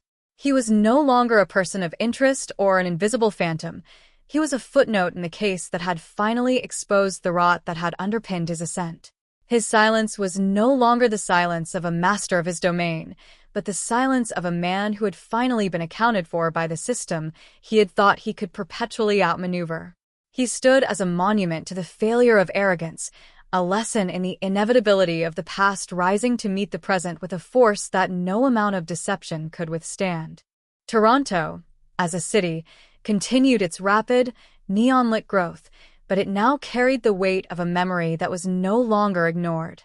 The infrastructure of the city, the skyline, the bustling streets, and the very corridors where the victim had once walked, now existed within a historical context that included the truth of 1991. The citizens, empowered by the detective's success, acted as the stewards of this awareness, ensuring that the progress of the future was always reconciled with the lessons of the past. The detectives had provided the city with the gift of an honest history, a narrative that was built on the reality of what had happened rather than the convenience of what had been told. They had fundamentally shifted the cultural conversation, fostering a society that valued accountability above the speed of development and transparency above the convenience of silence. The city was no longer just a sprawling metropolis. It was a community that had learned to confront its own internal shadows, demonstrating a maturity that could only come from the honest reckoning with one's own darkest chapters. Looking toward the future, the detectives saw a professional landscape that was rich with possibility. They were the architects of a new standard, the pioneers of a forensic methodology that treated every cold case as a potential turning point for the city's identity. The 1991 investigation was no longer just a completed project. It was their masterclass, a living legacy that informed every decision, every search, and every interview they conducted. They moved with the quiet, unshakable confidence of those who had stared into the heart of a long-standing wrong and found the means to right it. They were no longer just tracking killers. They were the guardians of the truth, the ones responsible for ensuring that the history of their city was written with honesty, accuracy, and an unwavering commitment to the victims who had been too long ignored. Their commitment was not merely a professional obligation, it was a core component of their identity, a promise to the city that the past would never again be used to hide the crimes of the present, and that every life, no matter how long ago it was stolen, deserved the absolute, unyielding focus of the law. As they reflected on the long, successful journey that had brought them to this point, they felt a profound, quiet contentment, the satisfaction of a task well done, the resolution of a long-standing wrong, and the comforting knowledge that they had fundamentally altered the trajectory of their community. The silence that had once filled the landscape of 1991 had been utterly, completely, and irrevocably replaced by the steady, rhythmic heartbeat of justice.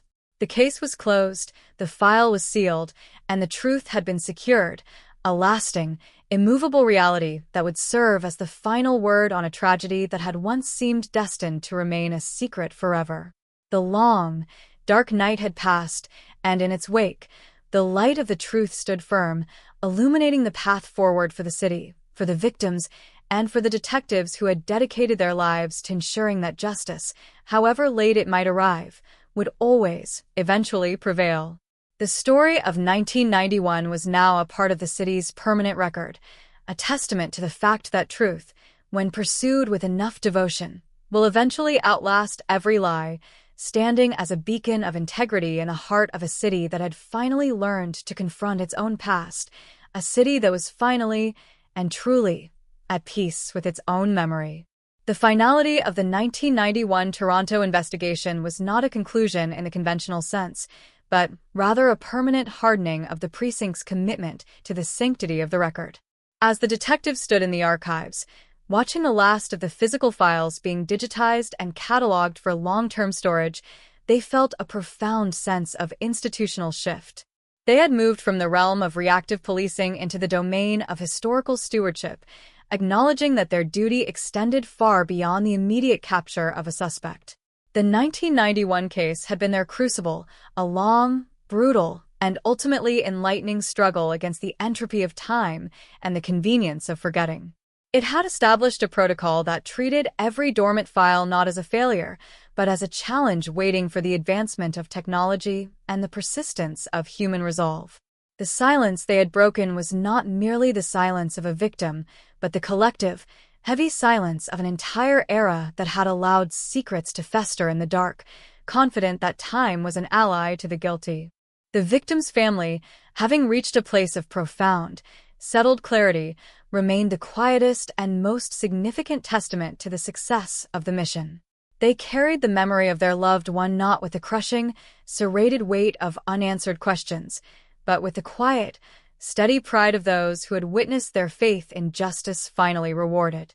They had observed the systemic dismantling of the lie that had defined the city's narrative for 35 years, and in doing so, they had witnessed the restoration of the victim's humanity. She was no longer a casualty of a cold, forgotten crime, but a person whose life had been formally and publicly acknowledged as worthy of the massive, citywide effort that had been required to bring her killer to heel. They walked in the light of this resolution, their lives no longer governed by the haunting, amorphous shadow of the 1991 winter, but by the dignity of a truth that had been finally and irrevocably spoken into the public record. Their journey had reached its natural, inevitable conclusion, the formal recognition that the life stolen was never forgotten, never discarded, and never truly silenced. For the perpetrator, the ending was a life measured in the rhythmic, austere, and unyielding monotony of the state's correctional system. He existed as a hollowed-out ghost of his own past, his legacy of calculated ambition and stolen identities having been systematically incinerated by the very reality he had attempted to overwrite. He remained a silent witness to his own obsolescence, his once formidable ability to navigate the world behind the shield of his own twin having proven utterly inconsequential when faced with the cold, unyielding precision of modern genomic science. He was no longer a person of interest or a dark titan of his own design. He was a footnote in the case that had finally exposed the rot that had underpinned his ascent. His silence was not the silence of the master of his domain, but the silence of a man who had finally been reached by the inevitable consequences of his own choices, a man who had been thoroughly, completely, and permanently accounted for by the system he had once thought he could outmaneuver. Toronto, as a city, continued its relentless, neon-lit growth, but it now carried the weight of a memory that was no longer ignored or repressed. The infrastructure of the city, the skyline, the development, and the very streets where the victim had walked, now existed within a historical context that included the truth of 1991. The citizens, empowered by the detective's success, acted as the stewards of this awareness, ensuring that the progress of the future was always reconciled with the lessons of the past. The detectives had provided the city with the gift of an honest history, a narrative that was built on the reality of what had happened rather than the convenience of what had been sold to the public. They had fundamentally shifted the cultural conversation, fostering a society that valued accountability above the speed of development and transparency above the convenience of silence. The city was no longer just a bustling metropolis. It was a community that had learned to face its own internal shadows, demonstrating a maturity that could only come from a long, honest look into the mirror of its own history. Looking toward the future, the detectives saw a professional landscape that was rich with possibility and defined by a new, rigorous standard. They were the architects of a new forensic methodology that treated every cold case as a potential turning point for the city's identity. The 1991 investigation was no longer just a completed project. It was their masterclass, a living, breathing legacy that informed every decision, every search, and every interview they conducted. They moved with the quiet, unshakable confidence of those who had stared into the heart of a long-standing wrong and found the means to right it. They were no longer just tracking killers. They were the guardians of the truth, the ones responsible for ensuring that the history of their city was written with honesty, accuracy, and an unwavering commitment to the victims who had been too long ignored. Their commitment was not merely a professional obligation. It was a core component of their identity, a promise to the city that the past would never again be used to hide the crimes of the present. As they reflected on the long, successful journey that had brought them to this point, they felt a profound, quiet contentment, the satisfaction of a task well done, the resolution of a long-standing wrong, and the comforting knowledge that they had fundamentally altered the trajectory of their community. The silence that had once filled the landscape of 1991 had been utterly, completely, and irrevocably replaced by the steady, rhythmic heartbeat of justice. The case was closed, the file was sealed, and the truth had been secured, a lasting, immovable reality that would serve as the final word on a tragedy that had once seemed destined to remain a secret forever. The long, dark night had passed, and in its wake, the light of the truth stood firm, illuminating the path forward for the city, for the victims, and for the detectives who had dedicated their lives to ensuring that justice, however late it might arrive, would always, eventually prevail. The story of 1991 was now a part of the city's permanent record, a testament to the fact that truth, when pursued with enough devotion, will eventually outlast every lie, standing as a beacon of integrity in the heart of a city that had finally learned to confront its own past, a city that was finally, and truly, at peace with its own memory. The closing of the 1991 Toronto cold case marked the beginning of a transformative era for the city's law enforcement, setting a precedent that the pursuit of justice is not bound by the ticking of a clock, but by the immutable reality of forensic truth. As the detectives stood in the archives one final time, the empty space where the 1991 file had sat for decades felt less like an absence and more like a symbol of a duty fully realized. They had spent years dismantling the elaborate, life-consuming deception of a man who had used the biological coincidence of his own twin brother to shield himself from the reach of the law. In doing so, they had not only brought a killer to account but had also restored the sanctity of the victim's narrative, ensuring that her life was no longer defined by the tragic finality of a forgotten mystery, but by the resilience of those who refused to let her be erased. The case was no longer a puzzle to be solved. It was a cornerstone of institutional integrity, a living lesson in the power of persistence when fueled by the inexorable advancement of modern science. For the victim's family, the resolution was a quiet, steady peace that had been absent for nearly 4 decades. They had navigated the long, grueling progression of the investigation and the subsequent trial, emerging on the other side with a sense of clarity that was as profound as it was restorative. The verdict had served as the final, decisive strike against the doubt that had once invalidated the tragedy of their loved one, providing them with a form of validation that went far beyond the courtroom walls. They moved through their lives with a new, quiet purpose, the heavy, unanswered questions that had once defined their existence finally silenced by the thunder of the law. They recognized that the investigation had been more than a legal pursuit.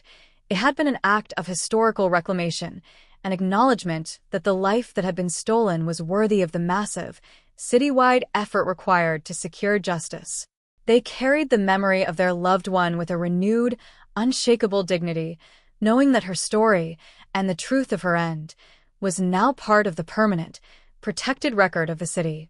For the perpetrator, the ending was a life measured in the rhythmic, austere monotony of the state's correctional system. He existed as a ghost of his own past, his legacy of calculated ambition and stolen identities having been systematically hollowed out by the very reality he had attempted to overwrite. He remained a silent witness to his own obsolescence, his once formidable influence, and the ease with which he had once blended into the tapestry of the city, having proven utterly inconsequential when faced with the cold, unyielding precision of the evidence. He was no longer a person of interest, nor a titan of industry, nor a shadow that could slip through the cracks of a law. He was a footnote in the case that had finally exposed the rot that had underpinned his ascent. His silence was not the silence of a master of his domain, but the silence of a man who had finally been reached by the consequences of his own choices, a man who had been thoroughly and irrevocably accounted for by the system he had once thought he could outmaneuver. Toronto, as a city, continued its rapid, neon-lit growth, but it now carried the weight of a memory that was no longer ignored. The infrastructure of the city, The skyline, the development, and the very streets where the victim had once walked now existed within a historical context that included the truth of 1991. The citizens, empowered by the detective's success, acted as the stewards of this awareness, ensuring that the progress of the future was always reconciled with the lessons of the past. The detectives had provided the city with the gift of an honest history, a narrative that was built on the reality of what had happened rather than the convenience of what had been told. They had fundamentally shifted the cultural conversation, fostering a society that valued accountability above the speed of development and transparency above the convenience of silence. The city was no longer just a bustling, indifferent metropolis. It was a community that had learned to face its own internal shadows, demonstrating a maturity that could only come from a long, honest look into the mirror of its own history. Looking toward the future, the detectives saw a professional landscape that was rich with possibility. They were the architects of a new standard, the pioneers of a forensic methodology that treated every cold case as a potential turning point for the city's identity. The 1991 investigation was no longer just a completed project. It was their masterclass, a living legacy that informed every decision, every search, and every interview they conducted.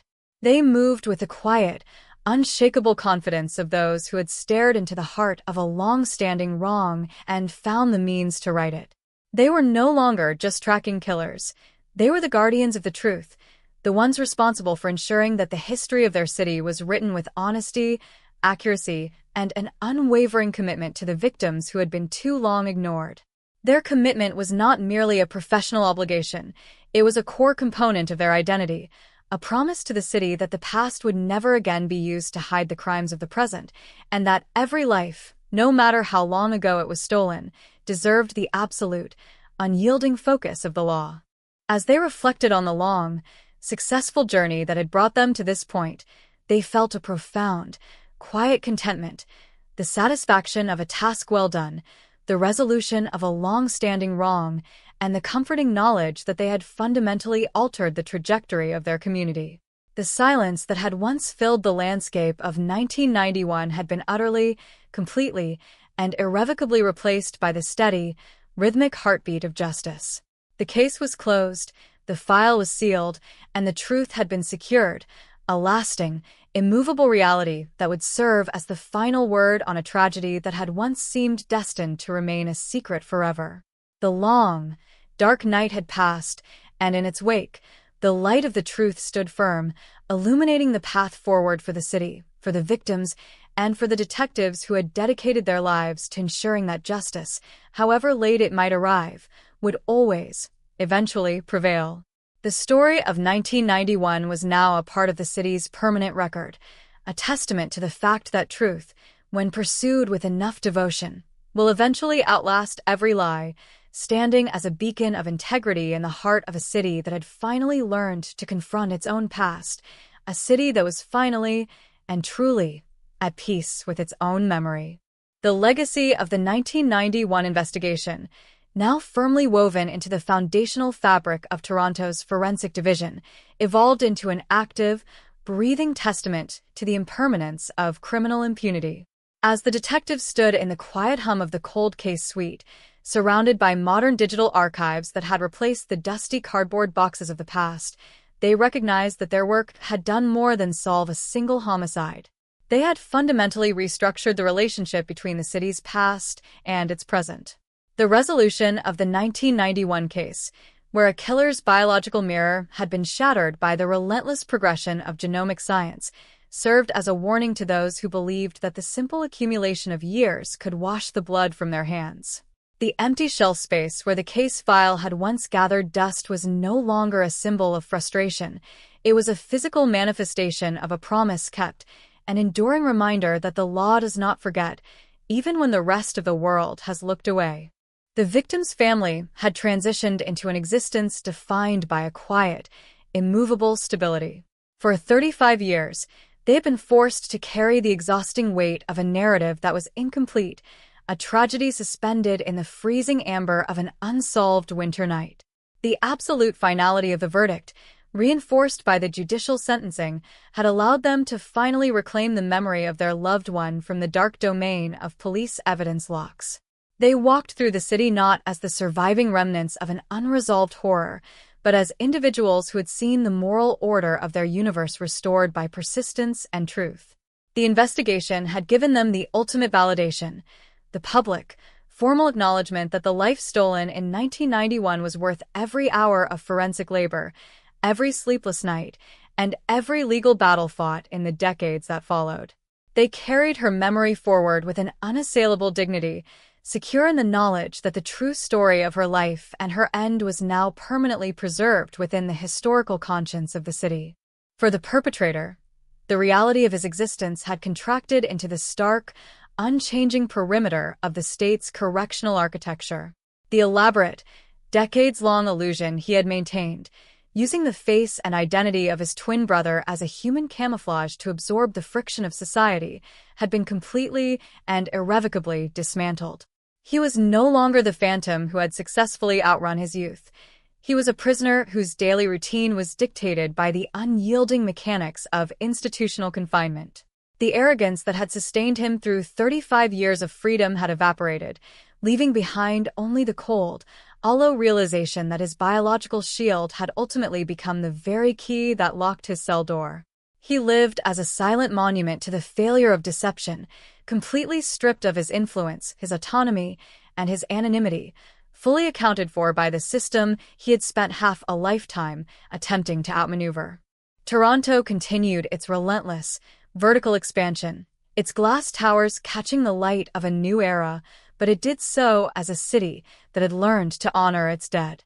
The streets, the transit lines, and the quiet suburban pockets where the tragedy had unfolded were no longer just sites of historical trauma. They were places where the truth had prevailed. The citizens, deeply moved by the detectives' refusal to let the case fade into obscurity, had become the protective guardians of this collective memory, ensuring that the city's rapid progress was never bought at the expense of its historical accountability. The detectives had provided the community with an invaluable inheritance, an honest history built on verifiable truth rather than the convenient amnesia of a fast-moving metropolis. The cultural conversation had permanently shifted, cementing a societal standard that valued the transparent resolution of past wrongs far above the comfortable option of silence. Looking out over the professional horizon, the detectives operated within a landscape that had been thoroughly revitalized by their methodology. The 1991 case had become their masterclass, a living operational framework that dictated how every subsequent cold case was analyzed, tracked, and investigated. They moved through the precinct with the steady, quiet confidence of practitioners who had demonstrated that no mystery is truly absolute when confronted with systematic rigor and moral clarity. They were no longer merely investigators chasing the faint, fading echoes of forgotten crimes. They were the active stewards of the city's integrity, responsible for ensuring that the passage of time was never again permitted to act as a shield for violence. Their commitment had become a core pillar of their identity, an enduring promise to every forgotten victim that the pursuit of justice would remain relentless, uncompromising, and infinite. As they looked back on the long, grueling journey that had led to this definitive resolution, the detectives felt a deep, settled contentment, the profound satisfaction of a monumental task brought to an absolute finish.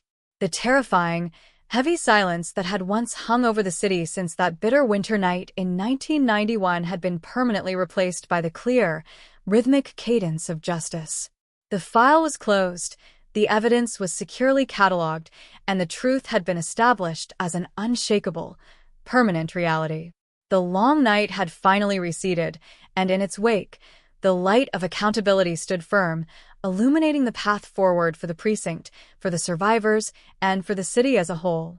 The story of 1991 was now a permanent anchor in Toronto's history, an enduring proof that truth, when pursued with an unwavering devotion, will outlast every deception, standing as a timeless beacon of justice in a city that had finally, completely, reconciled with its own past.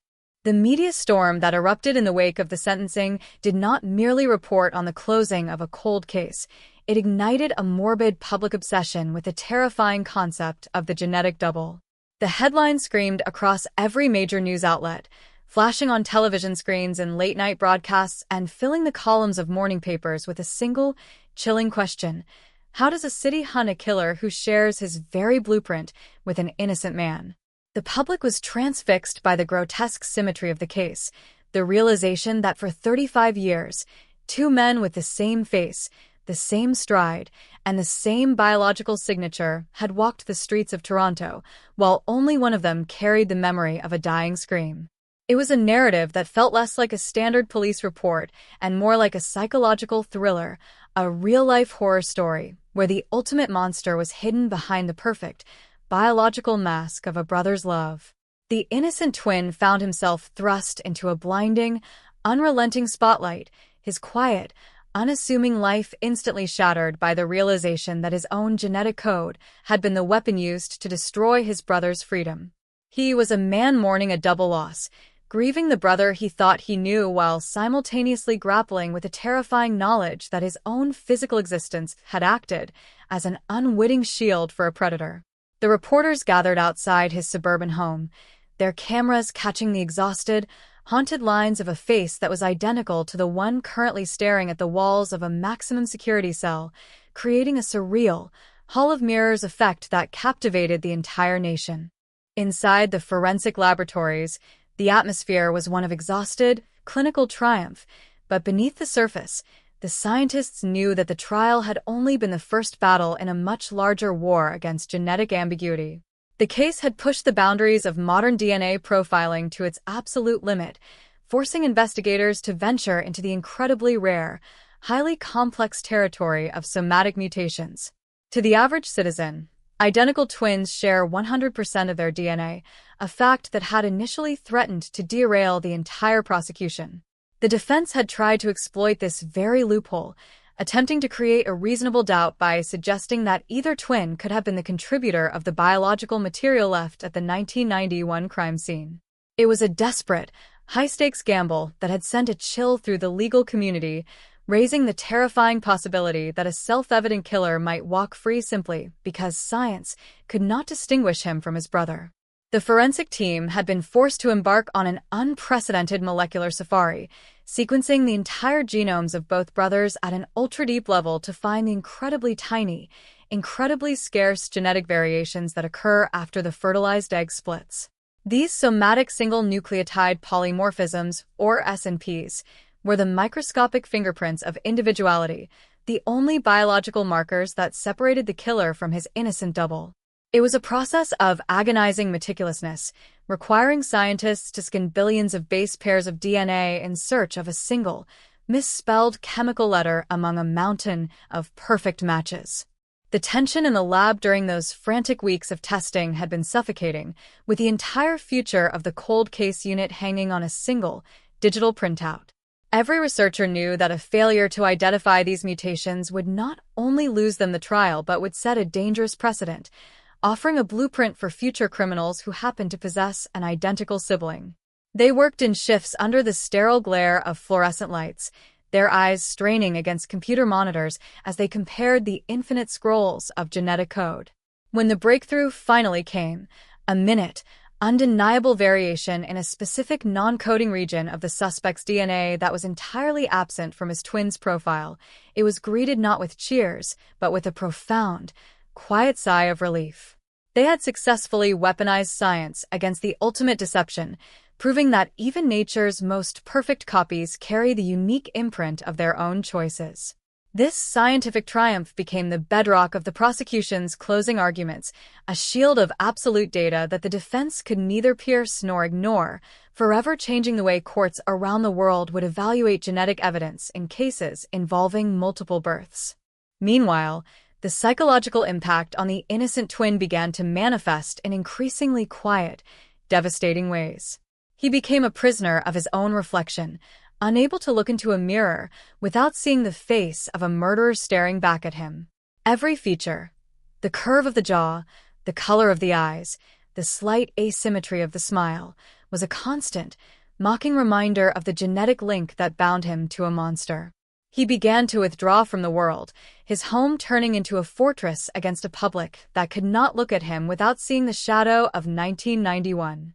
The local community, while sympathetic, struggled to separate the man they knew from the image of the killer that had been plastered across every screen. The physical resemblance was too potent, too visceral. It triggered an instinctive, animalistic unease in those who crossed his path, a subtle, unspoken hesitation that eroded his remaining social connections. He was a victim of a secondary, psychological trauma, a silent casualty of his brother's crime who was forced to pay a daily, emotional tax for the simple crime of having been born from the same egg. As the months rolled on, investigative journalists began to dig deeper into the childhood of the twins, attempting to find the precise moment where their paths had diverged so violently. They traced their lives back to the quiet, working-class neighborhoods of Scarborough, painting a picture of two boys who had been virtually inseparable, dressed in matching outfits, attending the same schools, and sharing the same dreams. The contrast between their early, shared innocence and the dark, fractured reality of their adulthood was a source of endless, morbid fascination. Psychologists were brought onto talk shows to dissect the nature versus nurture debate, using the Toronto case as a definitive, chilling example of how identical genetic starting points can lead to vastly different moral outcomes. One brother had chosen a path of quiet, productive citizenship, while the other had allowed a dark, predatory impulse to take root in his soul, culminating in the brutal, senseless destruction of a young woman's life on a freezing winter night. This realization was perhaps the most unsettling aspect of the entire saga. It shattered the comforting illusion that criminal behavior is purely a product of genetic destiny, proving instead that evil is a series of individual, conscious choices made in the quiet corners of the human heart. The Cold Case Unit, now recognized globally for their pioneering work on the investigation, found themselves inundated with inquiries from law enforcement agencies across North America and Europe. Their tiny, underfunded office in Toronto had suddenly become a beacon of hope for detectives working on their own unresolved cases involving twins or complex familial DNA matches. The lead detective, his hair now completely silvered by the decades of stress, spent his days presenting at forensic conferences, sharing the technical details of the somatic mutation sequencing and the psychological strategies used during the interrogation. He spoke with the quiet, measured gravity of a man who had looked directly into the face of a long-standing wrong and refused to blink. He warned his colleagues that the victory in the 1991 case was not a signal to relax, but a call to arms, a demonstration that the tools now exist to dismantle even the most sophisticated biological alibis. He emphasized that the true strength of their methodology lay not in the technology itself, but in the stubborn, unrelenting belief that no victim should ever be forgotten, regardless of how many years have passed or how many obstacles have been placed in the path of the truth. In the quiet, residential streets of Toronto where the crime had occurred, a subtle shift was taking place. The park where the victim's body had been discovered, once a place of avoided shadows and whispered warnings, had been reclaimed by the community. A small, elegant memorial garden had been planted near the entrance, a sanctuary of wildflowers and stone benches where people could sit in the quiet of the afternoon. It was a space designed for reflection, a physical anchor that ensured the victim's name would always be associated with peace and remembrance rather than the brutal, sensational details of her death. The local residents took turns maintaining the garden, watering the plants and clearing the fallen leaves, turning the act of remembrance into a collective, ongoing ritual of healing. They understood that the true measure of a city's character is not how quickly it can build its future, but how deeply it cares for the memories of those who were lost along the way. The garden stood as a quiet, green defiance against the cold, indifferent concrete of the urban landscape, a promise that the warmth of human connection would always outlast the freezing winter of 1991. Back in the precinct, the empty space on the shelf where the 1991 file had sat for 35 years had been replaced by a small, framed photograph of the victim as she had been in life, smiling, vibrant, her eyes full of the untamed potential of youth. It was a deliberate choice by the detectives, a daily reminder of why they came to work, why they endured the endless bureaucracy, and why they refused to let the cold cases sleep. The photograph acted as a moral compass for the entire unit, grounding their technical, scientific pursuits in the raw, human reality of the lives they were trying to honor. Every time a new, seemingly impossible file was placed on their desks, they would look at that photo and remember the long, agonizing road that had led to the twin brothers' arrest, drawing strength from the knowledge that the truth is an irrepressible force that will eventually find its way to the surface. They had proven that no alibi, no matter how deeply rooted in the laws of nature, is entirely safe from the reach of justice. The legacy of the case also began to influence the legislative landscape, sparking intense debates in Ottawa regarding the privacy regulations surrounding genetic databases. Legal scholars and civil liberties advocates argued over the ethical implications of using family DNA searches to track down suspects, raising concerns about the potential for mass surveillance and the genetic profiling of entire families based on the actions of a single relative. The detectives watched these debates with a detached, professional interest, knowing that the legal framework would always struggle to keep pace with the rapid advancement of technology. For them, the equation was simple. A killer had been removed from the streets, a family had been given the truth, and a forgotten victim had finally been afforded the dignity of a proper, legally documented resolution. They trusted that the system would eventually find its balance, but they remained steadfast in their belief that the primary duty of the law is to protect the vulnerable and hold the guilty accountable, using every legitimate tool at their disposal to achieve that end. As the year drew to a close and the first snow of another Toronto winter began to fall, the city seemed to settle into a deep, comfortable quiet.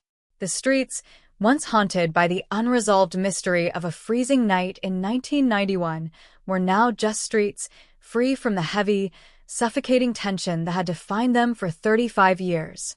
The detectives stood by the window of their office, watching the white flakes drift slowly down through the glow of the streetlights, feeling a profound, physical sense of closure.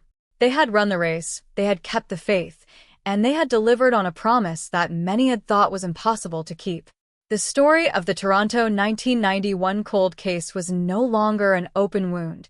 It was a scar, a permanent mark of survival and justice that the city would carry forward into the future, a testament to the fact that the light of truth, no matter how dim it may seem in the darkest hours of the night, will always, eventually, break through the ice and reclaim the dawn. The steel door of the maximum security cell did not just close. It sealed a life of borrowed time behind 3 tons of reinforced concrete and iron. For the man who had spent 35 years walking the streets of Toronto as a ghost, the silence of the penitentiary was a physical weight, a suffocating pressure that seemed to squeeze the breath from his lungs. In the dark, there were no mirrors, no polished glass windows to reflect the face he had shared with an innocent man, yet he was haunted by that very image every second of the day. The arrogance that had once defined his stride through the cold winters of Ontario had evaporated, replaced by a desperate, clawing claustrophobia. He had believed that his twin brothers' clean record and identical biology were an impenetrable fortress, a permanent insurance policy against the consequences of a brutal night in 1991. But now, as the fluorescent lights of the corridor hummed with a maddening, high-pitched frequency, he was forced to confront the absolute ruin of his design. He was no longer the clever architect of an impossible alibi. He was an aging convict stripped of his name, his freedom, and the genetic mask that had allowed him to live a lie for half a lifetime. A few miles away, in a quiet, sterile room divided by a thick pane of bulletproof glass, the final, unspoken chapter of the twin tragedy was about to be written. The visitation was highly classified, kept far from the prying eyes of the media and the relentless cameras of the true crime journalists who still circled the case like vultures. The two brothers sat facing each other, looking into a literal mirror of flesh and blood, yet the gulf between them was wider than the ocean.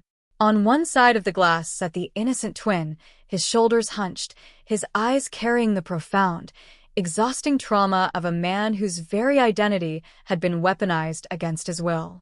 On the other side sat the killer, his face pale and hollowed by the prison diet, his hands resting flat against the cold metal table. For several minutes, neither man spoke. The air between them was thick with the residue of a shared childhood, of matching birthday cakes, shared secrets, and the deep, instinctual bond that only identical twins can understand. But that bond had been severed, sliced through by the cold-blooded violence of a winter night 35 years ago. The silence was deafening, punctuated only by the distant clanging of iron gates and the muffled footsteps of the correctional officers standing guard at the door. When the killer finally leaned forward, his breath fogging the glass partition, he did not offer an apology or a plea for forgiveness. Instead, his eyes held a desperate, mocking intensity, a silent accusation that seemed to demand to know why the universe had allowed one copy of their genetic code to remain free while the other was left to rot. The innocent brother did not flinch. He looked at the face that was identical to his own, but he saw only a stranger, a monster who had stolen his peace, his reputation, and the simple, uncomplicated joy of looking at his own reflection. Without a word, the innocent twin lifted his hand and pressed his palm against the glass, matching the position of his brother's hand on the other side. It was not an act of solidarity, but a final, devastating gesture of separation. It was the physical manifestation of the boundary that now existed between them, one hand free to touch the world, the other confined to a tomb of steel. The innocent brother slowly pulled his hand away, stood up, and walked out of the room without looking back, leaving the killer to stare at the empty space on the glass where their identical prints had briefly met. The psychological fallout of that meeting lingered like a toxic fog in the innocent twin's mind, driving him to take drastic, almost physical measures to erase the connection that bound him to the cell block. He began to systematically alter his appearance, desperate to destroy the visual echo that linked him to a murderer. He shaved his head to the scalp, grew a thick, unkempt beard, and wore heavy, dark clothing that distorted his natural silhouette. He changed his posture, walking with a heavy, dragging gait that was entirely different from the light, confident step he had shared with his brother. But these external changes were nothing more than a temporary band-aid on a wound that ran through his very marrow. The true horror was internal, the knowledge that if he were to cut his hand, the blood that spilled would still carry the exact same genetic instructions as the man behind bars. He felt like a walking crime scene, a living vessel for a blueprint that had been stained by a dying woman's blood. The isolation he sought was absolute. He sold his suburban home, packed his few remaining belongings into a battered pickup truck, and retreated to the northern wilderness of Ontario, where the only mirrors were the dark, freezing waters of untouched lakes that did not care about the faces of men. Meanwhile, in the quiet, pressurized offices of the Toronto Police Service, the cold case unit was discovering that the closing of the 1991 file was not the end of the nightmare, but the opening of a terrifying new corridor. The lead detective, his desk cluttered with empty coffee cups and the newly generated somatic SNP profiles, could not shake a lingering, intuitive dread. As he prepared the final administrative reports to archive the case, his eyes drifted to the map of Canada pinned to the wall, specifically the vast, isolated stretches of highway that connected Ontario to the western provinces. He began to review the killer's travel logs and employment history from the late 1990s and early 2000s, a period when the suspect had worked as a long-haul truck driver, moving silently across the country under the cover of his brother's clean name. The realized possibility sent a chill through the detective's spine. What if the 1991 murder in Toronto was not an isolated incident, but the genesis of a predatory career? What if the genetic double play had been used to escape suspicion in other jurisdictions, where local police had casually ruled out a suspect because his identical twin was confirmed to be thousands of miles away at the time of the crime? The detective initiated a quiet, unofficial inquiry, reaching out to homicide departments in Manitoba, Saskatchewan, and British Columbia, requesting access to their unresolved files from the decades of the killer's trucking career. The response was immediate and overwhelming. Within days, the secure servers at the Toronto precinct were flooded with old police reports, crime scene photographs, and digital copies of biological evidence that had been preserved in cold storage for 20 years. As the team began to cross-reference the locations of the unsolved homicides with the killer's verified shipping manifests, a horrifying pattern began to emerge from the data. The dates and locations aligned with a terrifying, mechanical precision. A young woman found near a truck stop off Highway 17 in 1998, a missing teenager whose belongings were discovered near a rest stop in Winnipeg in 2002, a cold case in Calgary that had stumped investigators since 2005. In each of these cases, the physical evidence was scarce, but the predatory signature was identical to the one left on the freezing streets of Toronto in 1991. The atmosphere in the briefing room, once celebratory after the successful trial, quickly darkened into a state of intense, focused alarm. The detectives realized they were standing on the threshold of exposing one of the most elusive, highly sophisticated serial predators in Canadian history, a man who had used the highway system as his hunting ground and his own brother's identity as his ultimate cloaking device. They began to coordinate with the Royal Canadian Mounted Police, forming a multi-jurisdictional task force dedicated to tracing the shadow trail of the twin. The technology that had cracked the 1991 case, the deep genomic sequencing of somatic mutations, was now mobilized on a national scale. Forensic labs across the country were sent the isolated genetic markers of the killer, instructed to run them against the DNA profiles extracted from the evidence lockers of dozens of cold cases. It was a race against time, a massive, quiet effort to ensure that the full scope of the killer's violence was brought into the light of day before the memories of the surviving witnesses faded entirely.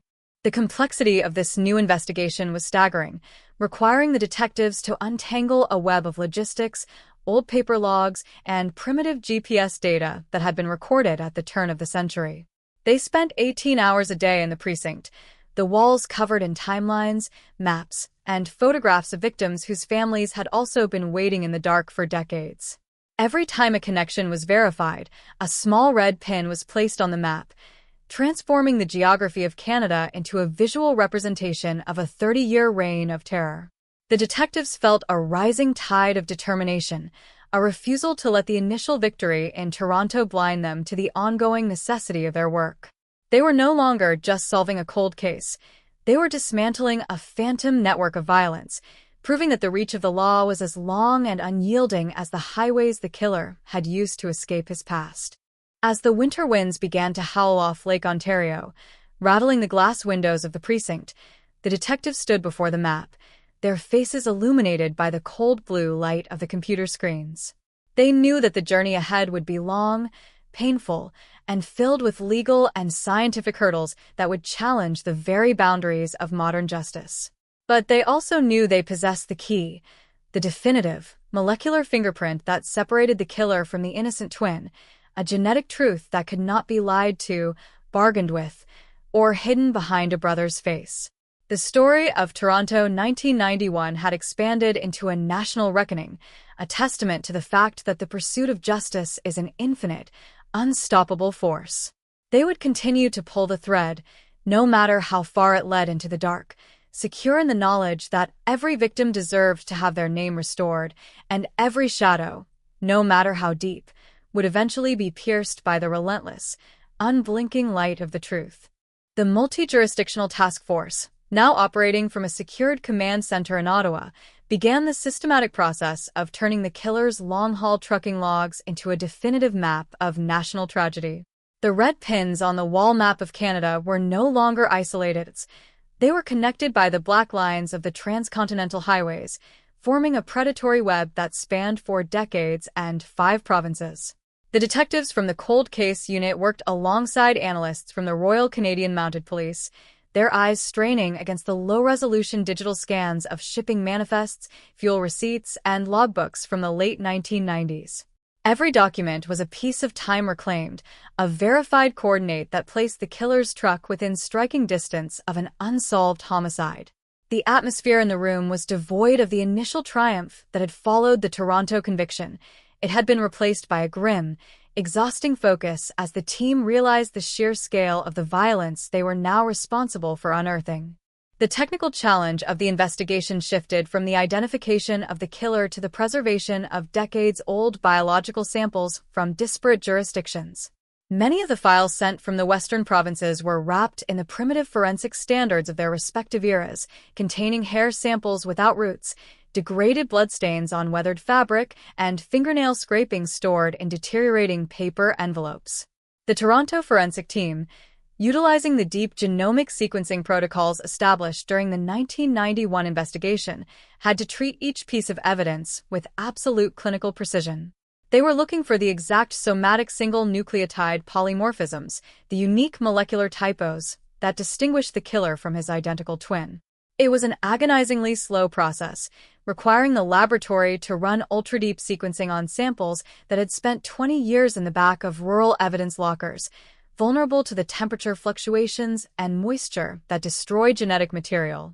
As the data began to synchronize, the legal team faced an unprecedented constitutional puzzle: how to construct a single prosecution for a series of crimes committed across multiple provincial borders by a suspect who had technically used two different identities. The defense, caught off guard by the expansion of the case, immediately filed motions to sever the investigations, arguing that the Toronto conviction could not be used to prejudice juries in Manitoba or Alberta. They claimed the task force was engaging in a genetic fishing expedition, using a highly experimental scientific technique to link their client to unrelated tragedies.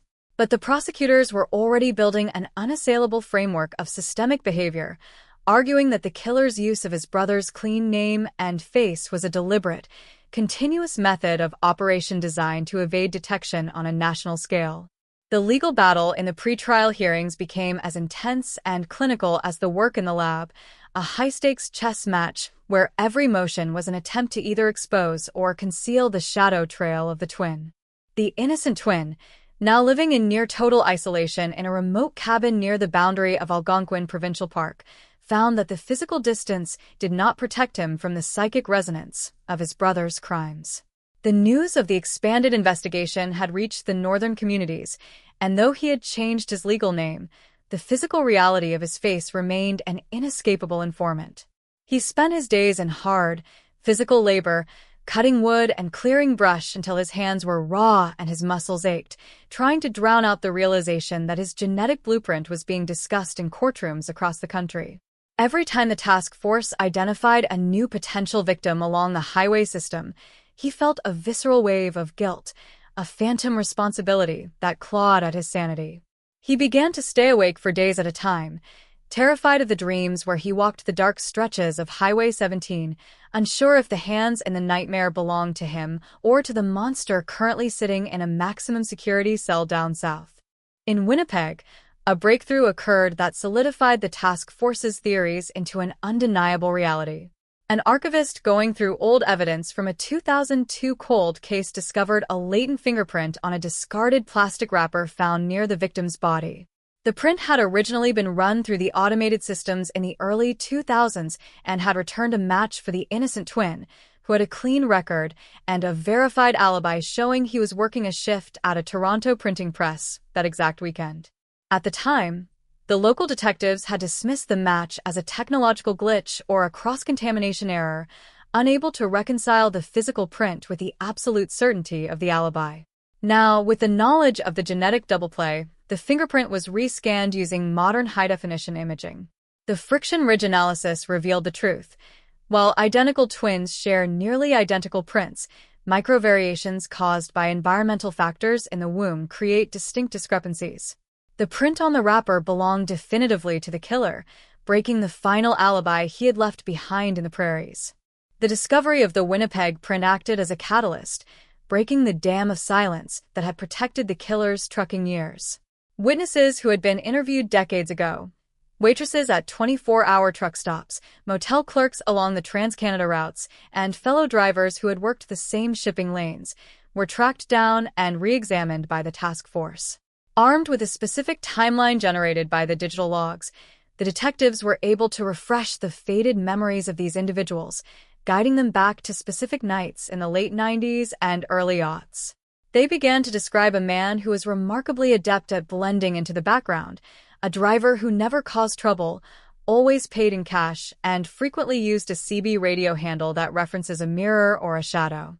The portrait that emerged was that of a highly methodical, controlled predator who understood the vastness of the Canadian landscape and used it to minimize his visibility, operating in the blind spots between local police jurisdictions. Back in Toronto, the lead detective stood before the expanded command map, the web of red pins now reaching all the way to the Pacific coast. He felt the crushing weight of the timeline, realizing that for every pin they verified, there were likely 3 others they had missed because the paperwork had been lost or the bodies had never been found. The investigation had outgrown the boundaries of a standard homicide file. It had become an archaeological excavation of a generation of violence. He looked at the photograph of the 1991 victim that still sat on his desk, her smile a stark contrast to the grim, document-heavy reality that now consumed his life. She had been the key that unlocked the vault, the first voice that had broken the 35-year silence, and he vowed that the momentum generated by her case would not be allowed to slow until every highway marker had been scrubbed clean of the twins' shadow. The pressure on the forensic laboratories reached a new crescendo as the task force prepared to present their findings to the Federal Justice Department for a consolidated national indictment. The scientists worked under an absolute media blackout, their results verified by independent labs in the United States and Europe to ensure that the somatic mutation data would withstand the inevitable Supreme Court challenges. They were no longer just tracking a single killer, they were defining the future of forensic law, creating a legal and scientific precedent that would ensure no criminal could ever again hide behind the biological reality of a multiple birth. The air in the lab was thick with the ozone smell of the sequencing machines, the steady, rhythmic clicking of the hard drives, a constant countdown toward the moment when the full scope of the Phantom's career would be laid bare before the nation. As the winter freeze deepened across Ontario, locking the lakes in sheets of black ice, the task force completed the final draft of the national warrant. It was a document hundreds of pages long, a meticulous, unyielding indictment that traced the movement of a single genetic code across thousands of miles and dozens of lives. The detectives knew that the upcoming trial would be a long, painful spectacle that would drag the dark history of the country's highways into the blinding light of the modern media. But as they looked at the completed file, they felt the steady, quiet confidence of those who have anchored their work in the absolute, unshifting reality of science. The shadow trail of the twin had been mapped, the alibis had been shattered, and the law was finally ready to deliver a definitive, national reckoning to the man who had believed he could disappear into the reflection of his own brother's face. The consolidation of the national indictment against the killer marked the beginning of a cold, bureaucratic war fought in the highly specialized, highly technical arena of federal pretrial hearings. In a secured, windowless courtroom in Ottawa, the legal representatives of the Crown and the defense clashed over the admissibility of what was being called the genetic double play evidence. The defense team, heavily subsidized by civil liberties coalitions concerned about the wider implications of familial DNA profiling, mounted a fierce, systemic attack on the task force's methods. They argued that the somatic mutation analysis, the deep genome sequencing used to separate the killer from his identical twin, was an experimental, unvalidated science that had no place in a court of law. They painted a picture of a runaway police state weaponizing microscopic biological anomalies to construct a narrative of a national serial killer out of unrelated, tragic cold cases. The lead prosecutor, her voice steady and devoid of theatricality, countered with the absolute, mathematical certainty of the data. She stood before the judge not with theories but with the raw, sequential readouts of billions of base pairs, proving that the molecular fingerprint found on the Winnipeg wrapper, the Toronto fiber, and the newly recovered stains from the Western Highway stops belonged to one, and only one, physical human being. Behind the scenes, the forensic laboratories in Toronto and Ottawa had transformed into high-throughput sequence verification hubs. The technicians, working under a strict mandate of absolute transparency, were duplicating every single test, running the control samples through 3 separate, independent genomic platforms to ensure there was zero margin for error. They were looking for the specific, somatic mutations that had occurred in the killer's cellular development after the embryonic split, the tiny, permanent typos in the genetic manual that his innocent brother did not possess. The tension in the lab was palpable. Every scientist knew that a single anomaly, a single unverified read, or a microscopic trace of contamination would be seized upon by the defense to throw out the entire multi-provincial database. They spent their nights reviewing the electropherograms, the digital peaks of fluorescent light that mapped the chemical letters of the DNA, verifying that the molecular signature tying the suspect to the Calgary highway victim of 2005 was an exact match to the pattern that had cracked the 1991 Toronto case. It was an exercise in absolute precision, a silent, disciplined defense of the victims whose voices had been reduced to microscopic drops of dried blood on decaying fabric. While the legal and scientific battles raged in the capital, the physical search for the killer's hidden history took a dramatic, localized turn in the vast, wooded expanses of northern Ontario. The task force had recovered the GPS tracking units and diagnostic computers from the fleet of trucks the killer had driven during his career, antique, early-generation models that had been sold off to scrap yards and independent operators across the continent. Forensic digital analysts had managed to extract raw, fragmented coordinate data from the non-volatile memory chips of these systems, revealing a series of unauthorized, deep woods detours that the killer had taken during his long-haul routes. These were not the standard, highway-adjacent rest stops or metropolitan depots. They were isolated logging roads, abandoned gravel pits, and quiet, overgrown turnoffs deep within the Crown lands.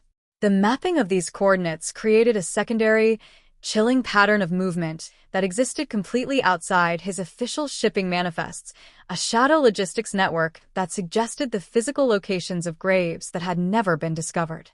A search and recovery team, consisting of forensic anthropologists, cadaver dog handlers, and police search specialists, was quietly deployed to the first of these remote coordinates, a densely forested area off a secondary logging road near Kenora.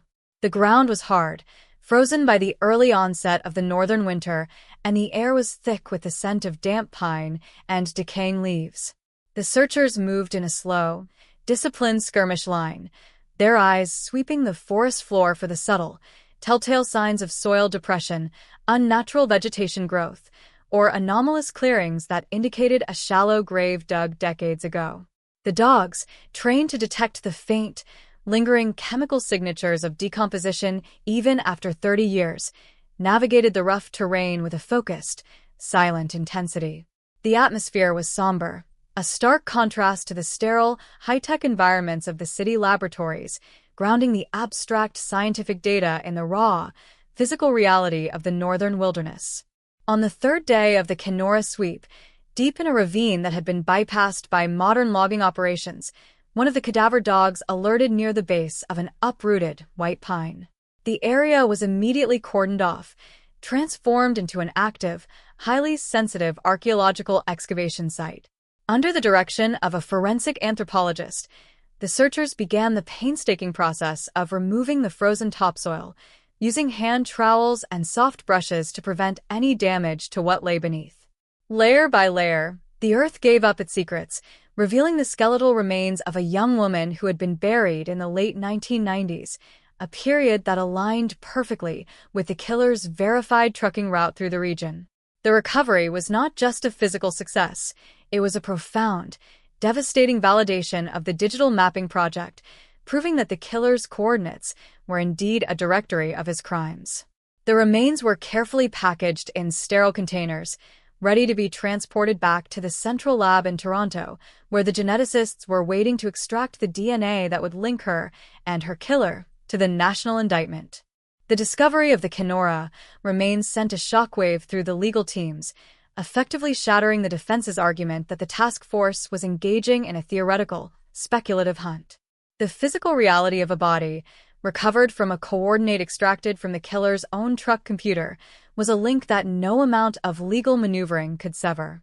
The defense attorneys, realizing the shifting tide of the hearings, began to pivot, attempting to shift the blame back toward the innocent twin by suggesting that he, too, had access to the vehicles and the coordinates. But this desperate gambit was quickly neutralized by the prosecution's introduction of the innocent twin's verified employment and tax records, which showed he had never held a commercial driver's license, had never operated heavy machinery, and had been documented working on the assembly lines of southern Ontario during every single coordinate window identified by the task force. The wall of evidence was closing in, solidifying into an unyielding, comprehensive cage that left no room for the killer to maneuver or escape. In his maximum security cell, the killer's behavior underwent a marked psychological shift as the news of the Kenora discovery filtered through his legal counsel. The cold, mocking arrogance that had characterized his initial detention began to fracture, replaced by a sullen, volatile silence. He refused to meet with his defense team, spent his exercise hours pacing the narrow perimeter of the yard like a caged predator, and took to staring at his own hands with an intensity that bordering on obsession. He was experiencing the total collapse of his lifelong delusion, the belief that his twin brother's existence had granted him a permanent, biological immunity from the law. The realization that his own choices, recorded in the digital memory of his trucks and the molecular structure of his own cells, had betrayed him was a devastating blow to his ego. He had believed he was a master of the landscape, a phantom who could glide through the wilderness leaving no trace, but he was now being forced to confront the fact that he had left a permanent, indelible blueprint of his violence across the entire country. As the pretrial hearings drew to a close, the judge issued a historic 80-page ruling that declared all of the task force's forensic evidence, including the somatic mutation sequencing and the extracted GPS data, fully admissible for the upcoming trial. The ruling was a landmark victory for the cold case unit, setting a definitive global precedent that would govern how genetic evidence and digital archaeology would be evaluated in the modern era. The media, which had been kept at a distance by the strict publication bans, began to prepare for what was promised to be the trial of the century, a national reckoning that would pull the dark, hidden history of Canada's highway system into the blinding light of public scrutiny. The detectives stood in the command center, looking at the map where the red pins were now accompanied by green markers indicating recovered remains, feeling the quiet, heavy satisfaction of a team that had successfully bridged the gap between the tragedy of 1991 and the absolute, unyielding demand for national justice. They knew the trial would be long and agonizing, but they also knew they possessed the truth, a molecular and historical reality that would finally hold the phantom of the twin to account. The green marker near Kenora on the command center map did not represent the end of the search. It was the chilling confirmation that the wilderness of Canada had been used as a silent, sprawling graveyard. In the days following the historic judicial ruling, the focus of the multi-jurisdictional task force shifted from the abstract battles of the courtroom to the grueling, physical reality of the earth. The digital analysts had successfully decrypted a second tier of coordinate data from the killer's old truck computers, nested files that had been hidden within the redundant memory sectors of the long-haul transit logs. These coordinates did not align with major highways or commercial truck stops. They pointed toward the dense, unforgiving muskeg of northern Manitoba, along the desolate routes that serviced the remote mining and hydroelectric stations in the late 1990s. The detectives knew that searching these swampy, waterlogged terrains would be a logistical nightmare, but the success in Kenora had proven that the killer's digital trail was an absolute, unerring guide to his crimes. A specialized recovery unit, reinforced by the Manitoba RCMP and local Indigenous guides who knew the treacherous topography of the northern boreal forest, was quietly assembled in Thompson. The weather was a hostile, unpredictable adversary, with the autumn freeze threatening to lock the muskeg in sheets of impenetrable ice before the teams could excavate. Unlike the dry pine forests of Kenora, the northern Manitoba coordinates led the searchers into low-lying peat bogs, where the ground was an unstable, shifting sponge of moss, water, and decaying organic matter. The search and recovery teams had to use hovercraft and specialized tracked vehicles to transport their equipment, navigating a landscape that seemed actively designed to swallow secrets. The cadaver dogs, fitted with protective canine vests, worked from the decks of small flat-bottomed boats, their noses catching the air as it drifted over the waterlogged moss, searching for the volatile organic compounds that rise from a grave even after decades of saturation. The tension within the search unit was a silent, heavy presence, matching the bleak, monochrome landscape that stretched to the horizon. Every member of the team understood the stakes. They were not just looking for bones, but for the definitive physical links that would connect the killer's cross-provincial trucking route to the wider national indictment. On the fourth day of the Thompson sweep, deep within a pocket of stagnant water